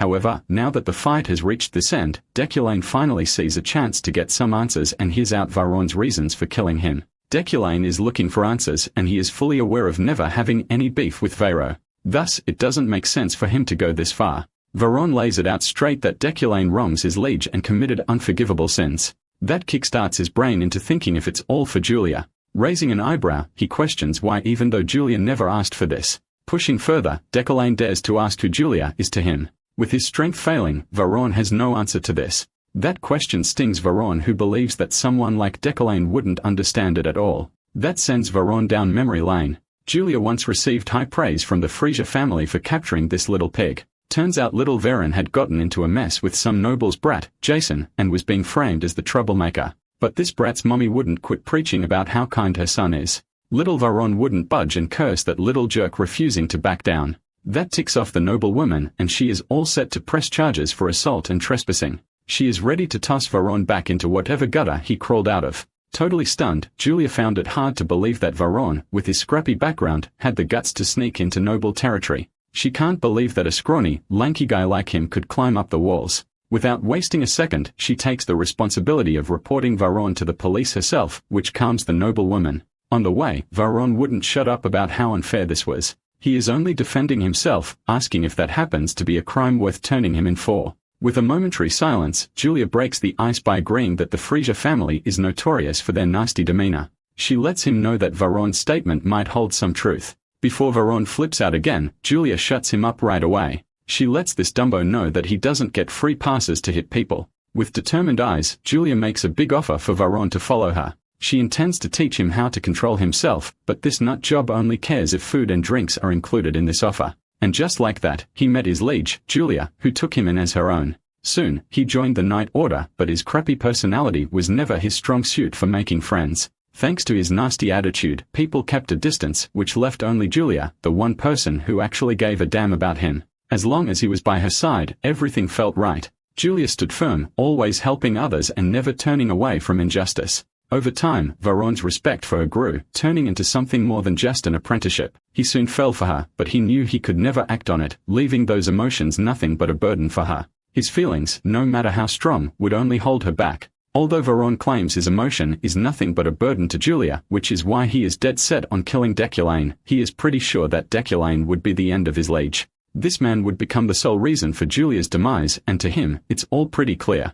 Every disaster in this twisted game is a ripple effect of Declan's actions, and this guy knows that Varron's prediction isn't wrong at all. But Declan, unfazed, tells Varron that he is wrong and that he will change the outcome of Declan's fate. He will make sure this guy won't walk down the path of destruction. That said, he swears of never harming Julia and offers Varron a hand.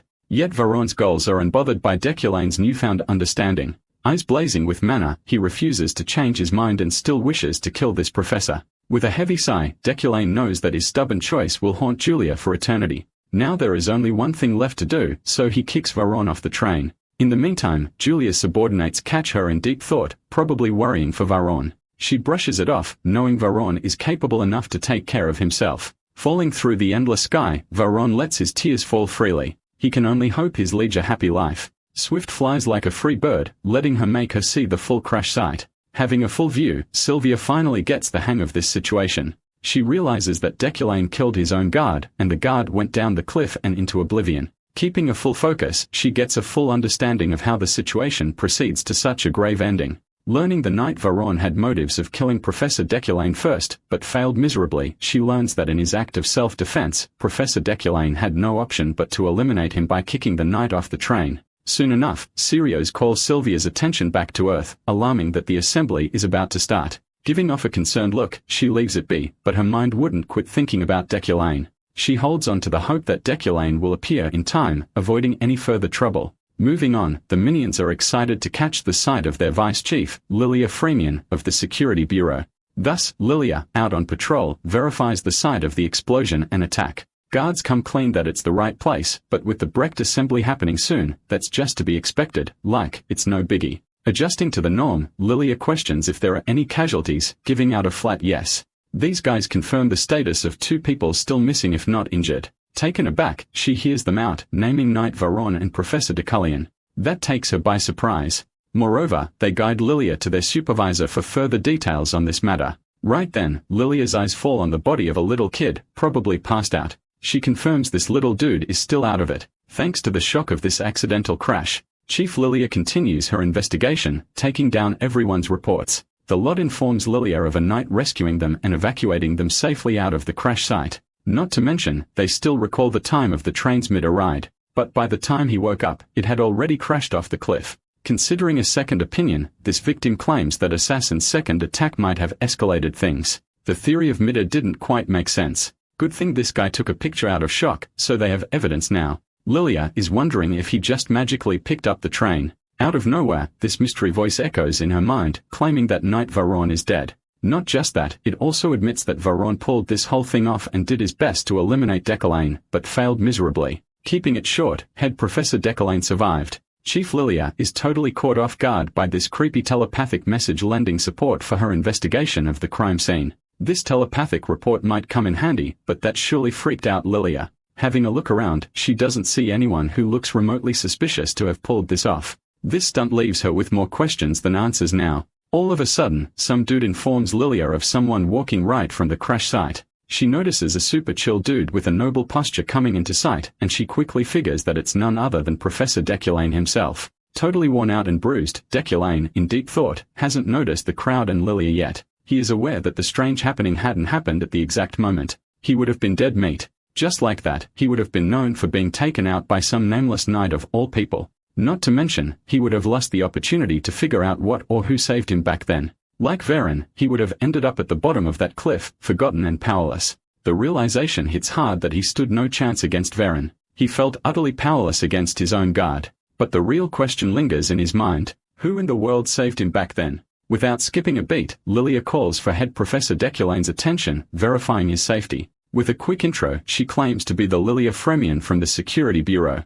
Thus, she lets him know that he has to fill out the report to help the investigation process. Ignoring her blabber, Decullion asks for what time it is and she mentions 3:30. While he is in a much deeper thought to figure out, he is spared 6 hours to make it back in time. Out to do her duty, Lilia gets down to discuss what has happened so far, but this professor is not even the least bit interested. Instead, he tends to ask her if this is the only way to Brecht. That ticks her off, but she answers to Decullion that there is a road and sea route to Brecht. Then she gets down to questioning him about a few things, but Decullion vanishes in a blink. When asked, no one, not even the workers, had a clue where the professor disappeared. Lilia figures out that Decullion has pulled off a speed spell to slip away her grasp. After everything, blocking the train, telekinesis, fighting assassins, and taking on Varon, this dude still packs enough mojo. She can't believe this man had enough juice left to cast Accelerate Magic. That's a high-class spell. That pisses her off, confirming that Lockhart was right about this guy. Meanwhile, at the Brecht Assemble, the hall is packed, and it's 9:30.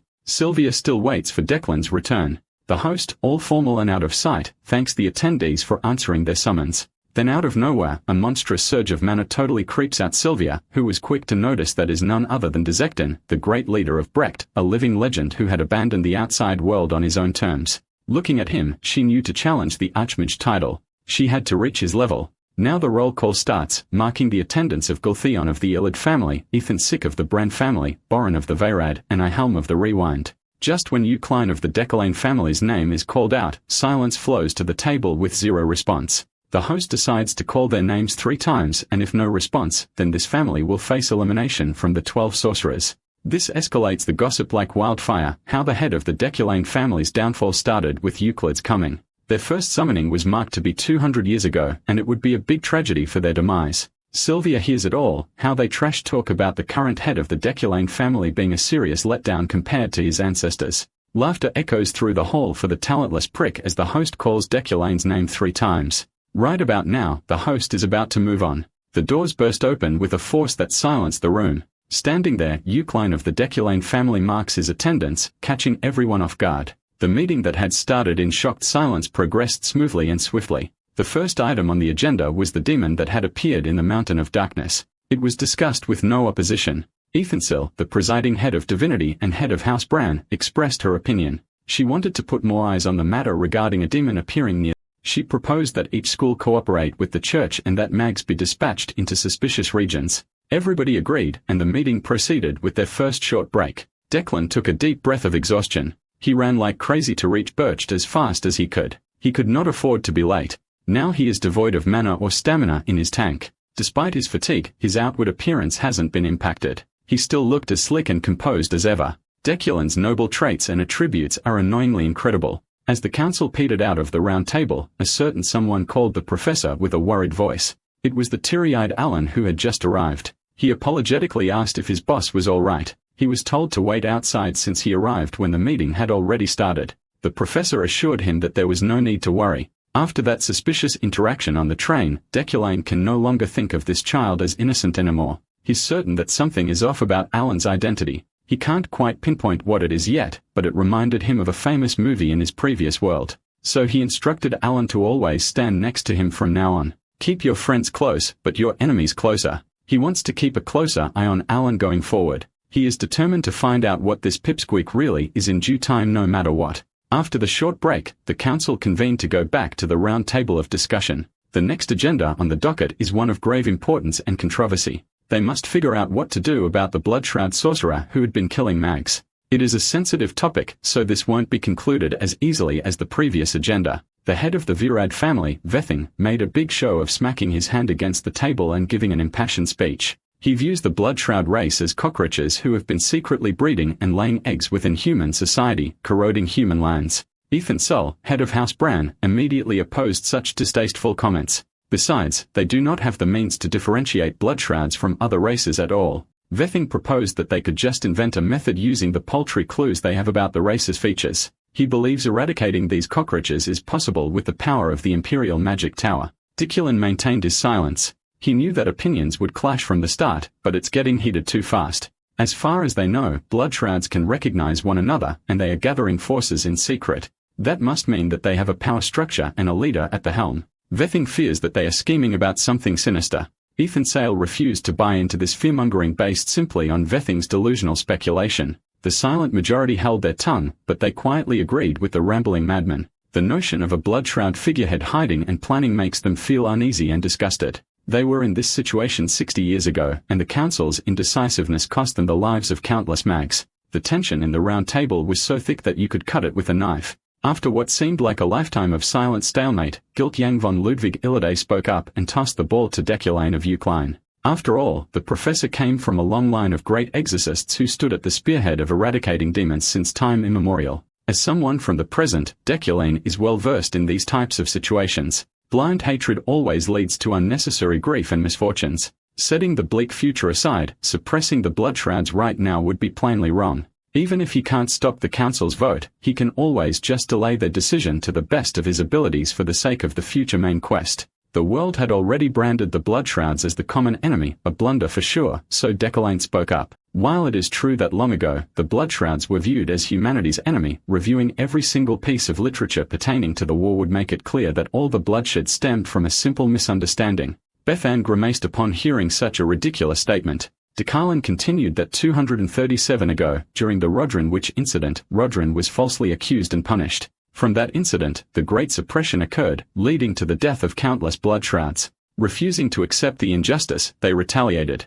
More blood was shed from both sides, and the cycle of violence continued. In Deculin's cold and fact-driven eyes, the incident 60 years ago simply got ugly because of politics. Some greedy pig discovered a manastone mine in Bloodshroud lands and made up some ridiculous accusations to seize the precious resources. That greedy pig was one of Deculane's ancestors, a Ukline. Vething had long since closed his ears, blinded by his rage. He is certain that those cockroaches are born with demonic energy coursing through their veins. The Ukline family should know that better than anyone. Declan resented that implication. His family's tradition is hunting demons, not killing Bloodshrouds, no matter how hard Vething tries to conflate those two different things. The professor asked that rambling man if he could take responsibility for all the heinous shit he's been spouting since earlier. Accusing humans of being demons is a serious crime. The one spouting such hateful rhetoric can easily be indicted of being the thing they hate most. With Vething Virad stomping away like a child who didn't get what he wanted, the first meeting wrapped up inconclusively. The blood-shroud agenda was moved to the next day. As the council went on their own way to retire to their rooms, we saw Guilty on doting on his daughter. He doesn't want to be separated from Sylvia, but an archaic rule demands that Berkt members be isolated throughout the summit. While the father was teary-eyed, the daughter was unamused. She prefers getting away from his dad as much as possible. Before going their own ways, Giltyon warned his daughter that the Berkt mags have abnormally high mana densities. With such a high concentration centered in one place, all sorts of magical phenomena can occur at night. It's imperative that Sylvia reads the hotel regulations. Upon reaching her hotel room, Sylvia changed into something more comfortable and looked at the extensive list of odd regulations. She reckoned that this ridiculous list is just a way to instill fear in young children. Deep into the night, she dozed off without any problems until something whisked her away from her dreams. She got up feeling a dryness in her throat and drank some water. Suddenly, her sleepiness vanished upon feeling an intense feeling of being surrounded by mana. The walls of her room seemingly peeled away, exposing a different plane. When she looked around, her bed and everything that was supposed to be there were gone.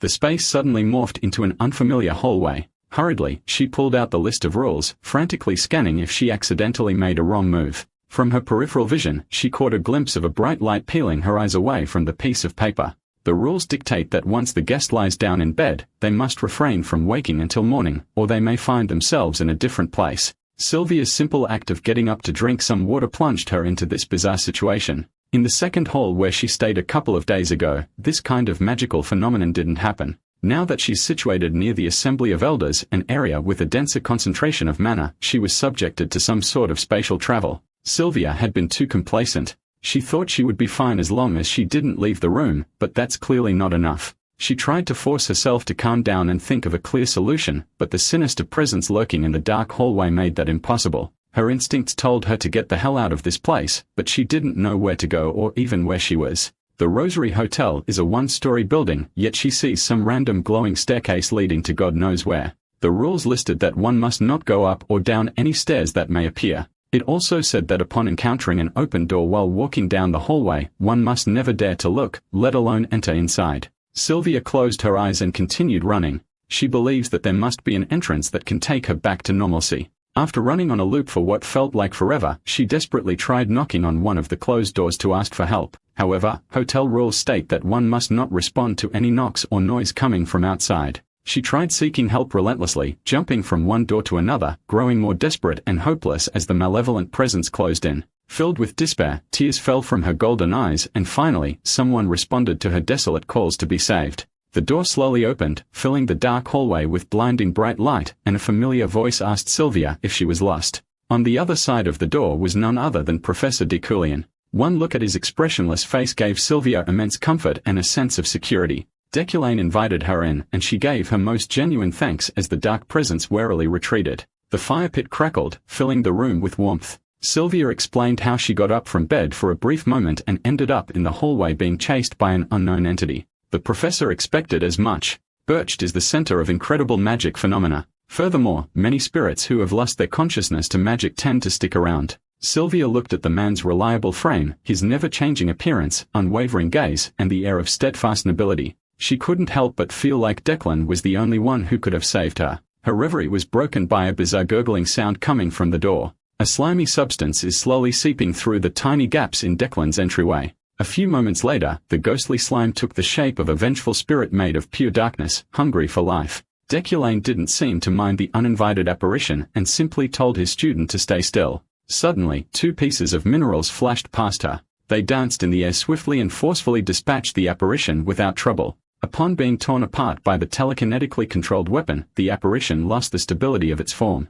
Once the pair of minerals stopped in midair, Sylvia was awestruck by how such a feat was even possible. She had never seen the subjugation of roaming ghosts before. Declan explained that he used a type of specialized magic designed to kill, which is nothing to be particularly proud of. After all, magic was not created with the sole purpose of killing. Hearing him say such noble words after saving her from such a hopeless plight tugged at the young woman's heartstrings. She felt compelled to show the man what she was capable of. So she conjured a flowing flame that made the professor look away from the book he was reading to aura farm. Next, Sylvia displayed her raging lightning. Then we moved on to metallization, forming flower-like figures made of pure metal. With a blue hue, she also showed off her beautiful goblin fire. After showing the professor the spells that she was most proud of, Sylvia pouted at the fact that he barely even paid attention. Trying to get his attention by going in the opposite direction and doing something half-heartedly, she summoned a glittering light. It seemed to work. Deculane calmly corrected the tiny bit of instability in the air magic circle she embedded into the fire, and the result of the adjustment was stunning. Now that he's got the professor's attention, Sylvia steeled her resolve and asked the professor what's holding her back, her weakness. Hearing such a ridiculous query, Deculane turned his eyes back to his book and advised Sylvia to figure out her flaws by herself. Like a child, Sylvia protested that he helped Epherene to correct hers. She was mistaken. Epherene found out what she was lacking by herself. Seeing the golden child of the current generation so frustrated at her already monstrous capabilities, the professor asked her to cease her impatience. Time is on her side after all. As long as she continues her dedication to the craft, improvement will naturally come. Like everyone else, she must slowly work towards the pinnacle, one step at a time, and avoid shortcuts. Sylvia is one of the only 3 people who possesses the talent to reach the top of the magic world after all. For some reason, such a compliment from Deculane reminded her of the countless empty platitudes she had heard about her astounding talents fated for the next archmage. Since she was a child, she had heard it all. But even back then, she could see through the insincere and stale flattery. However, when the praise comes from Deculane, it feels reassuring and real, more genuine than anything she had ever heard.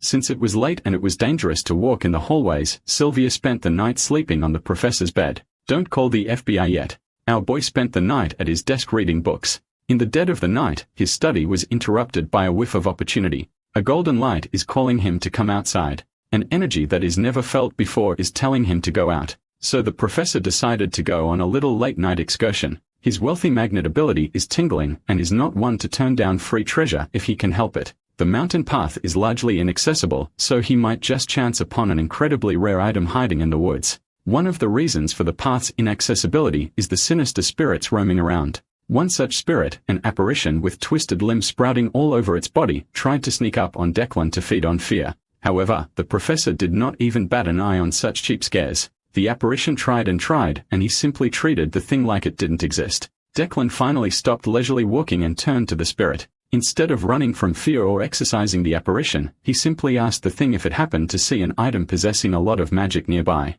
After being treated like it's just some sort of random guy, the spirit took off running and crying while cursing Declan in an indecipherable tongue. The professor was annoyed that he didn't even get an answer from a local spirit, albeit an evil one. Nevertheless, his diligent search eventually led him to the thing he'd been looking for. Upon closer inspection, he identified it as a purified mana tree fragment. This naturally mana-rich wood has been purified by lightning, making it an excellent crafting material. After coming into this world, he completely committed himself to training and research without resting. However, he eventually reached a slump because of Deculane's middling talent. If he can make a wand out of this extraordinary fragment, he can supplement his talent and grow his power faster. For a random midnight stroll in the woods, the rewards are far greater than he could have imagined. The next day came, and the reopened meeting progressed with a strange atmosphere to say the least. Just like yesterday, Vething Veherad came in swinging with his ridiculous questions about the alleged demon blood flowing in the veins of blood shrouds. This time, Declan opposed him with equal intensity. He argued that if salt is added to water, you can't call water salt instead. The heated discussion between the 2 pillars of birch made many of the attending sorcerers flustered. Some of them are starting to think that the professor is siding with the enemy instead of humanity. They thought he would be the one championing the eradication of blood shrouds, but is doing the opposite. Even Gilthian was stumped as to what picture the man was trying to paint. Sylvia, still sitting beside her father, can see the wheels turning inside everyone's mind. She could tell that everyone's opinion of Deculane was starting to sour. They think he has an ulterior motive, but they would be wrong. In her perspective, the professor is just stating the obvious. Seeing that a conclusion is impossible to reach at this rate, the arbiters decided that the matter regarding the blood shrouds would be postponed for the next meeting. They can't let the other agendas in the docket be sidelined by a single issue. Unlike the blood shroud issue, the other discussions progressed quickly, and the meeting came to a close after several days. By the time the Berkt summit had concluded, Deculane had surely incurred bad blood against Veth and Virad. While he did not wish for this outcome, he needed to buy time for the sake of the main quest in the coming future, and becoming estranged from some people was the price to pay for that. Deculane stayed at Birched a few more days after the summit. Today, he's visiting the shopping district. Inside one of the magic shops he was familiar with, he was wondering how to properly use the purified Mona tree fragment as the base of his new wand and what materials would go with it perfectly. While he was browsing through the wares, Alan frantically called to his attention. His assistant pointed at someone, claiming that the person was the hero who made it possible for him to arrive at Berkt in one piece.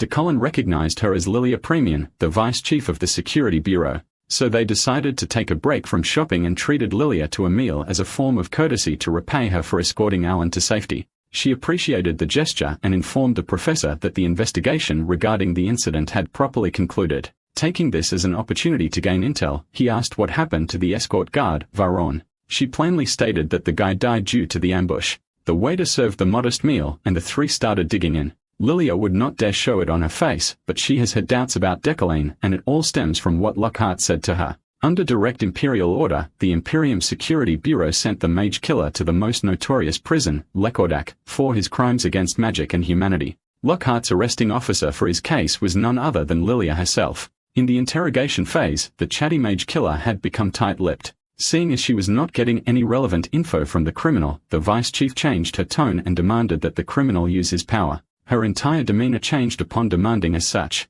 Upon understanding what she was trying to do, Lockhart smiled. He silently activated his power, sending thrones of nullifying magic throughout the room. When the waves hit the surveillance camera on the ceiling, it malfunctioned and eventually lost power. After making sure that the Bureau couldn't hear or see them anymore, Vice Chief Lilia Premian finally dropped the act. Her composure crumbled as she smacked her fist on the interrogation table. With rage, she cursed Lockhart for being caught like a fucking idiot. She had already told the kid not to be rash, yet he continued sullying the name of their kind, setting back the Blood Shroud plan because he just couldn't stop killing mags. In all honesty, Lilia just wants to kill this imbecile to get it over with. If it's revealed that he's a Blood Shroud, the public opinion will worsen beyond repair, putting pressure on her. Lockhart does not respect what she's doing for the cause. He thinks she's just leeching off the empire that hates their kind. Blood Shrouds are seen as different immediately upon birth, but they are not so easy to expose. Lockhart thinks humanity is simply terrified of the demonic abilities they are born with. Even so, their kind are not the only ones who are born with said abilities. Another mistake that the criminal makes is provoking Declan when they are supposed to silently keep an eye on the Euclines. Currently, they are supposed to be observers. If the man causes any trouble, they will escalate to assassination, not the other way around. Upon hearing that the Blood Shrouds are thinking of killing Deculine, Lockhart uncharacteristically calls the man a true noble who should not be touched. Lilia was puzzled. What kind of true noble would have a mountain of criminal cases against him filed in the Bureau? However, the man that Lockhart saw had the grace of affirming that Blood Shrouds weren't demons, but humans. His eyes portrayed not a shred of doubt and only righteousness. The criminal genuinely believes that if there were more nobles like Decoline in this world, then their kind would not be forced to hide their identity anymore. They can live alongside everybody else. He didn't even kill Lockhart even though he knew of his origin. He had the power and the law to back him up, yet he stayed his hand. Even though Lockhart is not one to joke around, Lilia still refuses to buy such horseshit. The Acclaim family stood at the forefront of slaughtering and oppressing their people after all. The criminal argued that if they start treating the descendants of said ancestors based on the crimes of the past, they would be no different than demons. Realistically speaking, Lilia won't be able to stay in a position of power without getting caught sooner or later. However, she's confident in her ability to blend in. Humans and Blood Shrouds are indistinguishable from each other after all. The only glaring distinction is a certain food that Blood Shrouds cannot eat. Changing the topic, Vice Chief Lilia heard murmurs about the Emperor's worsening health. Someone new will soon be appointed to take the throne, and they have no idea how the new Emperor will view Blood Shrouds. They must lay low. For now, Lockhart will be locked down in Lakodek. Back to the present, Lilia chewed on her steak while eyeing this so-called true noble with utmost vigilance. No matter how hard she looked, all she could see was some annoying aristocrat. Suddenly, an uninvited guest walked up to their table, and the pungent smell of alcohol assaulted her nostrils. Without taking his eyes off his plate, Deculine nonchalantly dismissed the drunkard without sparing a glance. It was the annoying brat, Wilhelm von Garion Rewind. Even after being shooed away, he insisted on staying and giving Deculine a piece of his mind. While the confrontation was happening, grim news hit the Order of Freeheim. Julie von Diafraden was just informed of the fate of one of her most valued knights. Hearing that Varen had perished during the escort mission to Berkt shook her to the core. She stood up and ordered her men to get ready to depart. Julie wants to hear what the hell happened from Declan's mouth. Back in the restaurant, Vice Chief Lilia awkwardly stopped her meal upon Ilhelm's midday drunken intrusion. She recognized the brat as the current head of the Rewind family. Caught in the middle of two opposing powerful noble clans, she was confused to say the least. Ilhelm wanted to get some clarity about Decline's odd stance in the meeting. He can't wrap his empty head around it. He wanted to know why a U clan would side with the Blood Shroud so vehemently. Overhearing such a bombshell, Lilia almost let her real reaction show.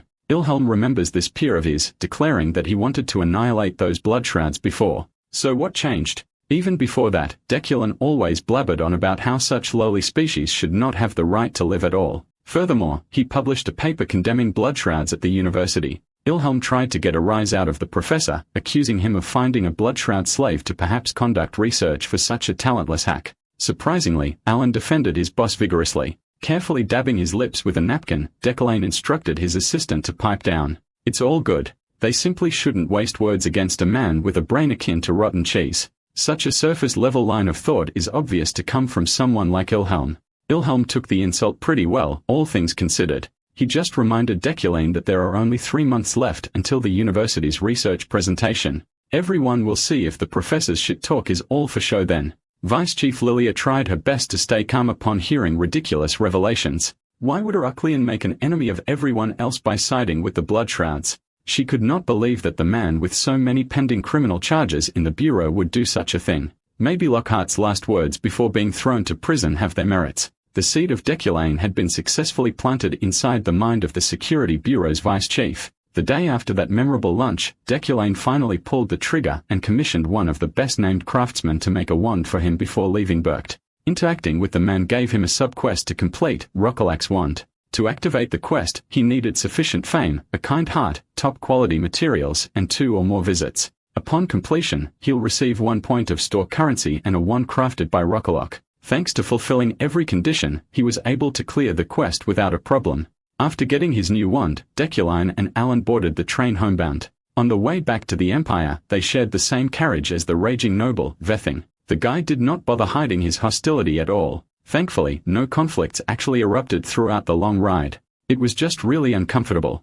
In his mind, the professor just wanted to get back to the magic tower. Finally, they got off the tension-filled carriage. There's only one more train transfer left, and they will soon see different scenery other than snow. On the platform, the whole order of Freyheim, led by Julie, had been waiting for them to disembark. Without pleasantries, she directly asked her fiancé about the ambush and threw him some polite words for making it out safely. It's obvious that she had already heard about the news of Varon's passing. While Deculan doesn't know what version of the story the Order heard, it's obvious that they are not happy that he is the only one who survived, unlike their colleague. Julie, on the other hand, looked and sounded devastated. She heard that Deculan and Varon worked together to save the civilians, so she just wanted to ask one more question. She simply wanted to know what Varon's last moments were like. Julie's grieving and expectant eyes met Declan's. For a moment, the professor did not know how to respond. Before today, he was planning to tell her everything, the truth, the whole truth, and nothing but the truth. He was prepared to recount how Varon tried to kill him and that things ended up this way after a bloody fight. He wanted to be truthful to Julie at the very least. But now that he's standing in front of her, seeing the grief, Deculan can't seem to bring himself to say anything. He debated whether to tell her the truth or to let her live without knowledge of the all-too-cruel truth. Julie's conviction will never waver, but her heart is not as ironclad as she presents to the world. That's the nature of the Julie he knew. If she hears the truth, she will certainly blame herself for everything. She'll claim her subordinates' wrongdoings as her own and severely torment herself with guilt. With a heavy heart, Deculan would play the villain and withhold what truly happened on that train. He will undoubtedly receive the ire of others, but he's gotten used to that. They stood in silence for a while, long enough for the train attendant to call on the passengers heading to the Empire. It's time for Deculan and Alan to board the 4th train. So he gave his fiancée a brief answer that in Varon's last moments, he was emotional. Technically, he just withheld a few more details, yet Julie still looked devastated. She politely thanked him for taking the time for this brief talk before they headed over north to escort their comrades' remains. Seeing her walk away, Deculan lamented. He felt laughable and pathetic for not being able to get a grip on the feelings that the previous Deculan had for Julie. After making sure that the Order of Freyheim was out of earshot, Alan expressed how rude those men were. They were also victims of the ambush, yet they did not even bother hiding their resentment and distaste. The professor didn't mind. Those knights are simply foolish. Unbeknownst to them, Sylvia had seen the whole conversation from a distance. She ran over to the professor and asked him why he held back. Deculan asked what she was talking about, but she refused to elaborate. Instead, she rummaged through her bag and handed him a gift, some sort of old book. After handing the gift to the professor, she ran away without saying another word. Deculan was stumped and so was Alan. This trip has gone far too long. It had been exhausting until the very end. He just wanted to get home and rest. Finally, the professor and his assistant boarded the last train and made their way back to the magic tower. Upon arriving at the outskirts of Bircht, Julie demanded the rundown of what happened to Varon. The local authorities recounted how during the first ambush, Professor Decolaine took care of the situation and rescued civilians with Varon. With the second ambush, the train fell upside down and that's when Varon fell. However, the VIP car miraculously hung by the cliff. To summarize, the two heroes tried their best to salvage an unsalvageable situation and it cost Varon his life. Julie listened intently and thanked the local officer after the rundown. Her men asked if they could take home some keepsakes, but nothing survived. Furthermore, it is an unwritten law that crimes unfolding on the way to Bircht around this season shall be left alone. Julie had lost her reliable right arm and he left this world in vain. The grief and sadness she's feeling was suffocating. Before heading back to the magic tower, Decolaine swung by the family house to be greeted by his sister's reprimand. She just found out that he wrote another family check in Bircht, and she is livid. Uriel had already told him multiple times before that the family was in dire financial straits, yet he was spending like he had an infinite money glitch. At this rate, they won't last for more than 2 months. Admittedly, the fee to create the wand was greater than he was expecting, but he had to get it no matter the cost. Commissioning a named craftsman is no joke. Still, he was surprised to hear that their finances could only hold out for another 2 months. This is a wake-up call to take some sort of action. So he asked his sister to calm down for a moment while he secured more funds. Decolaine led Uriel to the warehouse where his recently acquired treasures were stored. This incensed Miss Euclid. She thought he was just flaunting his wealth. Honestly, he's more offended that she's been speaking like a brute instead of a lady this whole time. Uriel almost committed homicide right then and there. This guy is pushing the family to the brink of bankruptcy, and he has the balls to criticize her way of speaking. Meanwhile, Decolaine is pondering the real reason why his wealthy magnate ability shone at the sight of these wares. At that time, he just thought they were art investments that could be used to store monetary value. However, he just recently came to a realization while he was getting ready to leave Bircht. He just found a way to exponentially expand his wealth, and that is by using his other broken ability, Midas Touch. His first target was the vase situated at the front of the pile. Uriel wasn't impressed by his actions. In her eyes, this dumbass brother of hers is just standing and holding his hand out like a moron. While she was complaining and talking trash, Decolaine had finished modifying the first product. The next step is calling for an appraiser and putting the items back up for auction once more. Anyone with half a brain would think of him as insane. Selling antiques just days after buying them when you're supposed to hold onto them for an extended period of time is a surefire way to lose money. At this point, the items won't even go for half the price he paid for. Ignoring her complaints, he ordered Roy the butler to call an appraiser and get ready for transport. Looking at the new description of the vase of the Eastern Master Craftsman, its potential has been awakened. It now has the special effect of holding flowers that will never wilt. Additionally, said flowers will slowly transform with each petal possessing varied effects ranging from mid to high-class fatigue recovery. He bought this vase for 2,500,000 elni, but it had now turned into an item that he would have a hard time letting go. The transport team arrived fast, not even giving Uriel the time to yap and oppose the decision. In her perspective, this is just a dumb band-aid solution that will bankrupt them sooner or later. Absolutely tired of arguing with his sister, Decolaine dismissed her concerns and got ready for work. Back in the University Magic Tower, the new Magic Exploration Club had established its own club room. Inside were 5 students of humble backgrounds playing cards in their downtime. One of them was Epherene, who pushed her hand with a killer gaze. It was a full house with kings. Her clubmates were taken aback. When it comes to cards, she is practically unbeatable. She'll do anything to be exempt from cleaning duties for a whole week. The atmosphere in the clubroom was cozy and fun. The students without noble backgrounds finally have a place for themselves. Sometimes Epherene wonders if she's dreaming. She came from a disgraced baron family. She could not even afford to go to the academy. Ever since she entered the tower, she received constant hate. The ire of a noble student was one thing, but even most professors did not take kindly to her either. There were a lot of incidents that pushed her to the limit, even risking expulsion. To think that everything would pass and she would be able to have mundane fun with friends is simply bliss.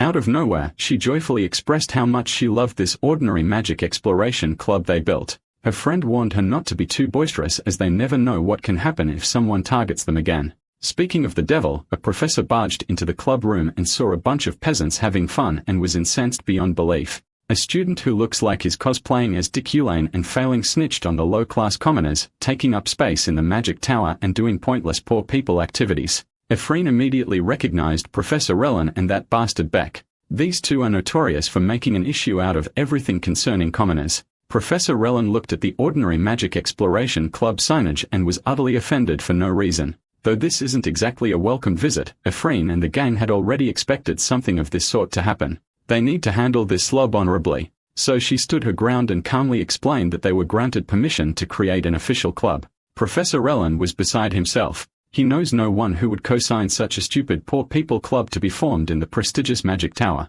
Then he recognized Epherene as the lowlife from the Sylvia trial a few days back. Every time these so-called professors call her a lowlife, Epherene gets closer to retaliating. Sensing her glaring eyes, Professor Relin found an excuse to label her an arrogant brat, begging to be punished. Julia knows her friend well, so she tries to make Epherene avert her vindictive gaze to no avail. Meanwhile, the bitchous rat, Beck, is laughing at the peasants being reprimanded. Relin demanded to know who the hell would sponsor such an outrageous club as the man in question made his way to the room. Epherene was the first one to notice who had just arrived. Meanwhile, the clueless pig, Relin, was still yapping and getting his disgusting spit everywhere. Professor Decolane arrived just in time to tower over the elitist professor and claimed that he was the one who co-signed the new club. He exerted horrific amounts of pressure on the pig and asked if there was a problem with him allowing a new student organization. His presence relieved the other students, but Epherene still felt wary of the man. Relin felt his blood run cold in the presence of the awe-striking head professor.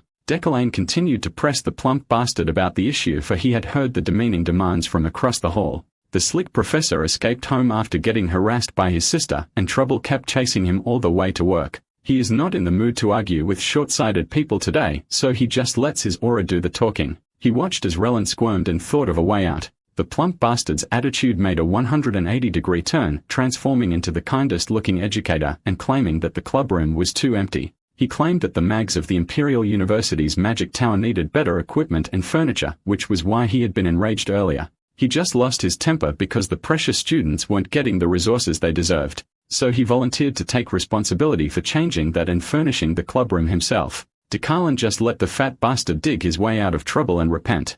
Now he has to grit his class's teeth and help the Commoners Club. On the way out, Decolane side-eyed the snitch student, Beck, and offhandedly commented that those akin to cockroaches will always act like one. After basically calling the kid a cockroach, he made his way to his office. Beck, the brat, did not take that harsh but true comment too kindly. Later that day, Professor Decolane conducted his first lesson since his return from Bircht. It had been a while since the students had had the privilege of listening to him.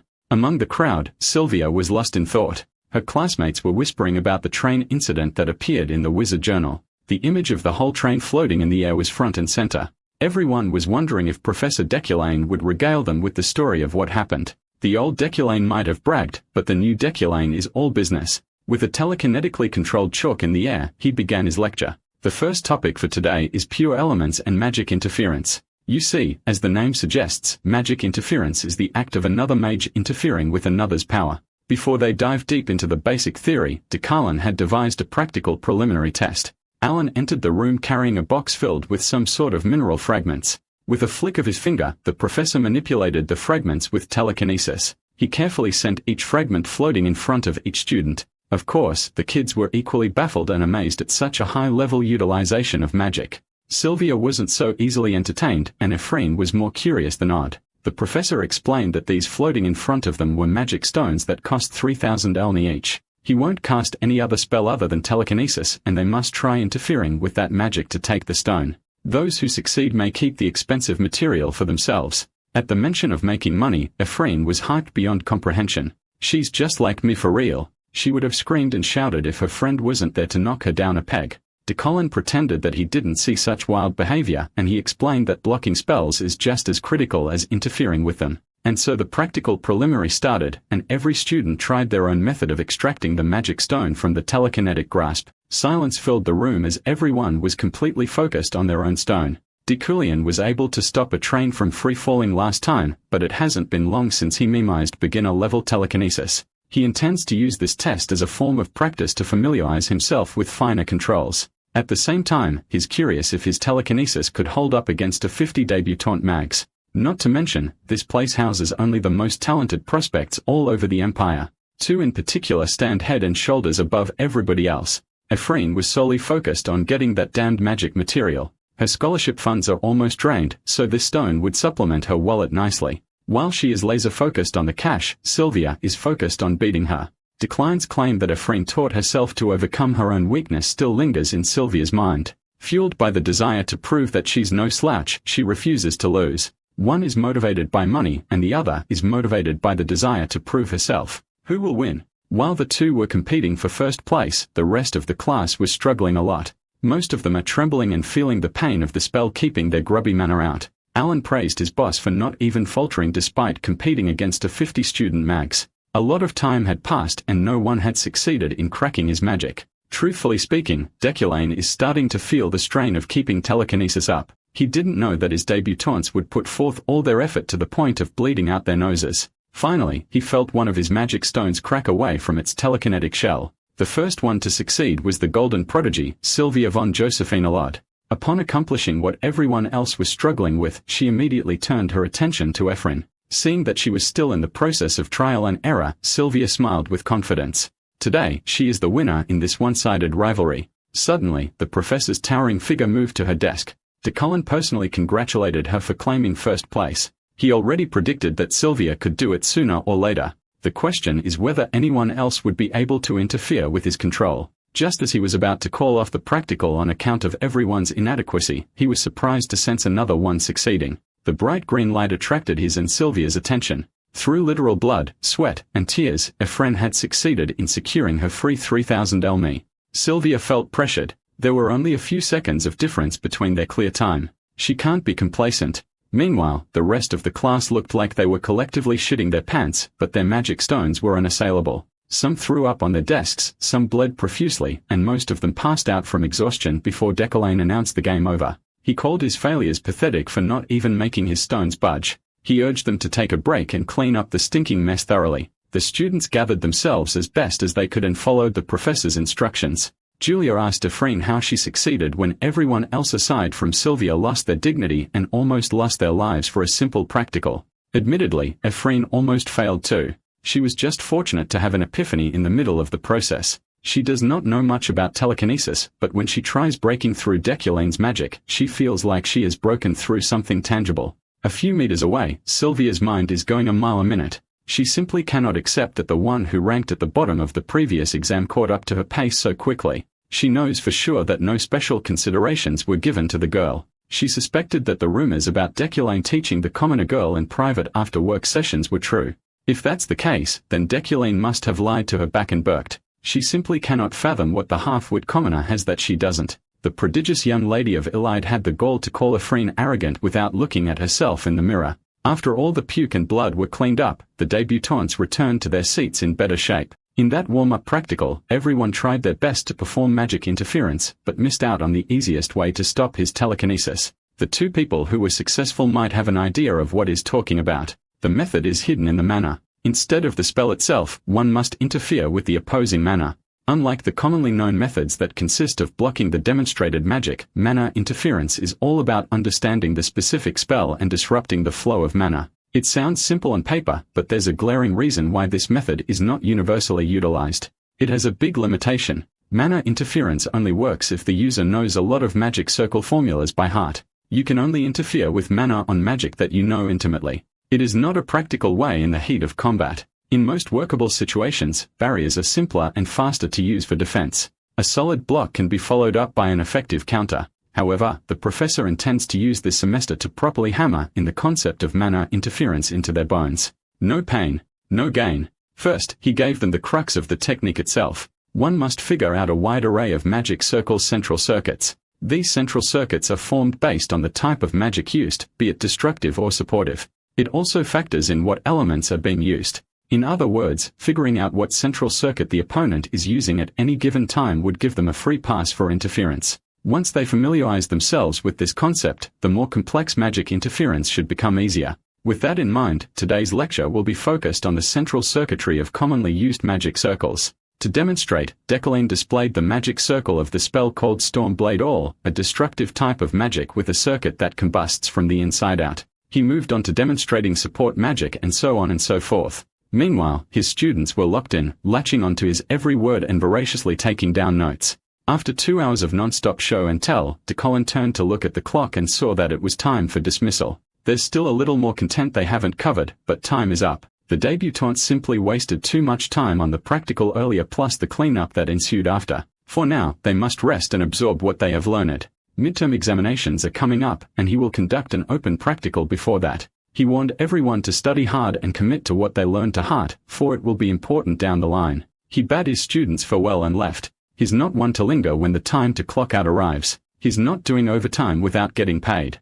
Oddly enough, his class hates it when Deculane ends his lectures on time. To them, it feels like being stopped halfway through a good poop session. As usual, Julia barely absorbed any of what the professor imparted, and Epherene was lost in thought. Today, the wild commoner girl felt closer than ever to a huge epiphany. It's difficult to put into words, but she felt significant progress in her magic. She was having a nice day up until the snitch from earlier came to seek some more trouble. Beck, the ugly rat trying to cosplay as Deculane, did not even hide his disdain for the peasants. This time, the girls are not opposed to barking back at the moron. Beck had been all up in their business lately. He even brought Professor Relling in just to cause trouble the other time. He's simply a jackass getting overshadowed by commoners. It infuriates him that low-class people are doing so much better than him in class. Today, Epherene is in a good mood, so she doesn't want to sully it by stooping down to the rat's level. That's what she was thinking before Beck brought up her family. He asked where she got the resources to bribe the professor to favor her when her house didn't have a penny to their name. This time, she's rearing to bust some ass and tear some smug noble's face off. Beck continued his provocations, bringing up the rumors about Epherene's private lessons with Professor Declan after hours. Naturally, she vehemently denied such scandalous allegations. Not far from the commotion, Sylvia was listening intently. If the rumors are not true, Beck demands a proper explanation for how a half-wit who didn't even come from the academy managed to outpace everyone. The smug bastard reckoned that the professor must have felt pity and gave the poor girl the Mana Stone as a gift. Since she has no home, a broke-ass orphan with dead parents can only scrape by through miserable means. At this rate, if Beck says one more word, Epherene might lose control and commit murder right then and there. Refusing to back down with an air of arrogance, Beck dared her to make a move. Sylvia watched even closer as the conflict rose to its climax. Epherene would have torn through Beck's conceited face with her bare fist if Julia wasn't there to keep her level-headed. She reminded her friend that another punishment would essentially spell an end to her career before it even started. At this important junction, Epherene remembered the professor's advice that mags should maintain a cold and calculating disposition at all times. So she tried her best to rear in the rage and stayed her hand. She smiled and thanked her friend for keeping her grounded. She was worked up, but she's okay now. Epherene just goes a little crazy when trying to converse with idiots, so she apologizes and pretends as though Beck doesn't exist at all. She led the way and invited Julia to get something to eat in the cafeteria. From a few seats away, Sylvia quietly observed and re-evaluated Epherene in her mind. Sure, the wild commoner girl managed to hold her temper, but that doesn't mean she's no longer pissed off. She really wants to teach that moron, Beck, a lesson he will never forget. Just as she was thinking of ways to deal with the elitist bastard out loud, she came across the golden prodigy, seemingly waiting for her to pass by an alleyway. Sylvia opened her mouth without a hint of conceit and asked if they could talk in private. Epherene had no idea what this invitation to talk could possibly mean. She asked if Sylvia was trying to throw her hands again. Today is not the day for that, so if that's the case, she'll pass. Seeing how unreceptive she was, Sylvia just went ahead and asked her question of whether Epherene was being tutored by Deculane outside of school hours. Of course, this allegation offended the commoner. She took it as another noble trying to pick a fight. The rumors don't even make sense. They have the worst student-professor relationship, so the secret tutorial allegations simply sound insulting. While Epherene was fuming and rearing for a fight, Sylvia silently assessed her response. Upon seeing that the commoner was being genuine, she turned around to leave. Before going, she left Epherene some relevant tidbits of information. As far as she knows, the professor hasn't stepped foot into a laboratory in 3 years. He hasn't returned once since Epherene's father passed away. Blind as ever, the commoner took this info as confirmation that the scammer simply could not do anything right without her dad's help. He was a genius after all. Since Epherene was so confident in her assessment, Sylvia asked if she knew that Deculane had been going to the lab every day for the past 3 months too. He cleaned the entire area, chose and hired an assistant, and even brought some new magical tools for research. That can only mean one thing, right? Epherene was taken aback. Her mind immediately jumped to the worst-case scenario. Maybe the thief is going to extort her late father's research findings again. However, the scumbag Deculane everyone knew should not be capable of continuing such high-level studies himself. In front of Sylvia, she simply dismissed the matter altogether, projecting that this did not affect her one bit.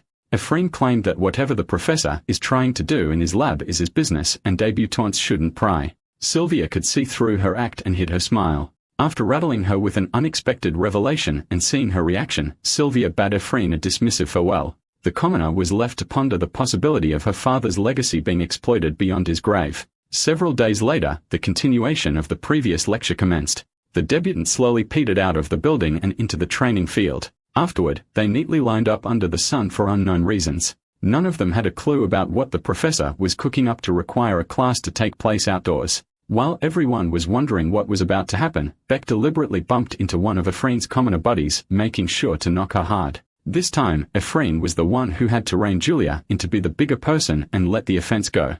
A moment later, a calm and commanding voice demanded silence so he could start the lecture properly. As Professor Declan mentioned before, today will be the last practical before the official midterm exams. With a snap of his fingers, he properly introduced today's lecture style. The tapestry hiding the stands fell from their clippings to reveal a sold-out crowd of spectators. As a surprise, the debutantes will undergo a public practical in front of countless people. Epherene and the commoners had never seen such a large crowd gathering before. Declan elaborated that the students will all demonstrate magic combat in front of all these watchful gazers, using whatever magic they can manifest in their arsenal. The debutantes will fight each other. They will be required to properly showcase at least 3 forms of pure elemental magic. The wins and losses don't really matter. They will be scored on the quality of the fight and how well they conduct themselves within the rules. Declan will personally observe and write down each debutante's strengths and weaknesses. He can only hope that most of these kids can use those notes as a foundation to improve their craft. In addition, Professor Rellin will carefully officiate to prevent any serious injuries.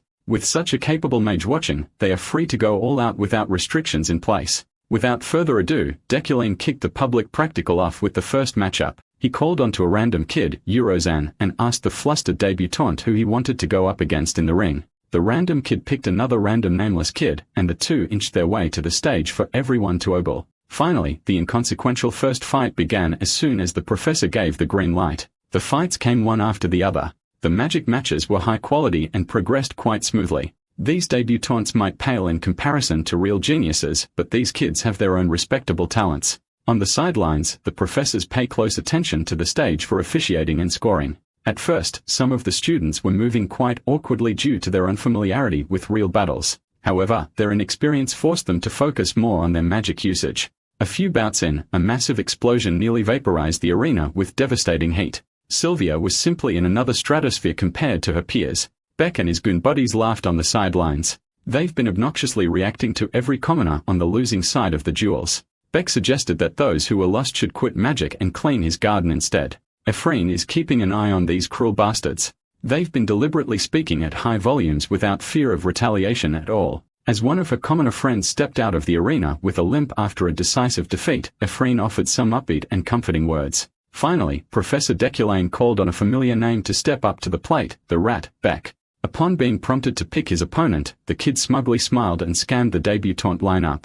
Without hesitation, he pointed at Epherene and chose her to be his duel partner. Instead of feeling fear and uneasiness, she felt tranquil. Truth be told, this is the best case for her. Now that she's about to face off the kid who's been terrorizing her friend group non-stop, she cannot wait to tear him apart and get good grades from it. Before officially starting, Beck hurled some trash talk in her direction. He joked that there's no one here who can secretly tutor her now to get the dub. He's still clinging to that weakest rumor. Epherene could not help but start to think that talking shit must be what passes as basic manners for spoiled nobles. Then she hit him where it hurts. Epherene called Beck out for trying to copy Deculian's style and failing miserably. Upon being called out in front of countless people, the kid squirmed with discomfort. Without giving him a chance to recover his composure, Epherene activated her first spell, shining a green light across the entire arena. She intends to show Beck that his whack fashion matches his lame magic. With the thick air of animosity between the two, the next practical duel had commenced. Beck summoned a bright light magic circled in his palm and quipped that he'd help Epherene meet her parents in the afterlife. She was a tad too slow to properly block, parry, or counter the fast attack. It sent her hurtling back to her corner. After knocking her down the floor, Beck continued his assault to keep her down there. With a cocky grin, he reveled at his own domineering show of strength in front of the crowd. He loved the cheering. This could have gone on forever, and he would have loved every second of it. But the reality has something gloomier planned for the brat. Despite all his efforts to take her down by force, it looked like the commoner girl was entirely unharmed.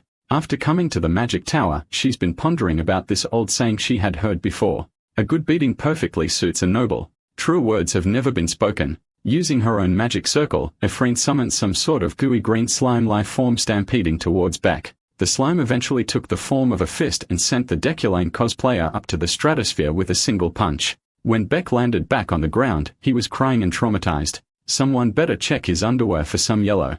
Maybe there's also some brown in there. Epherene would not miss this chance to gloat and bask in victory while towering over the defeated rat. Even after the announcement of a friend's dub, the bitter Beck believed that she had just gotten a lucky hit.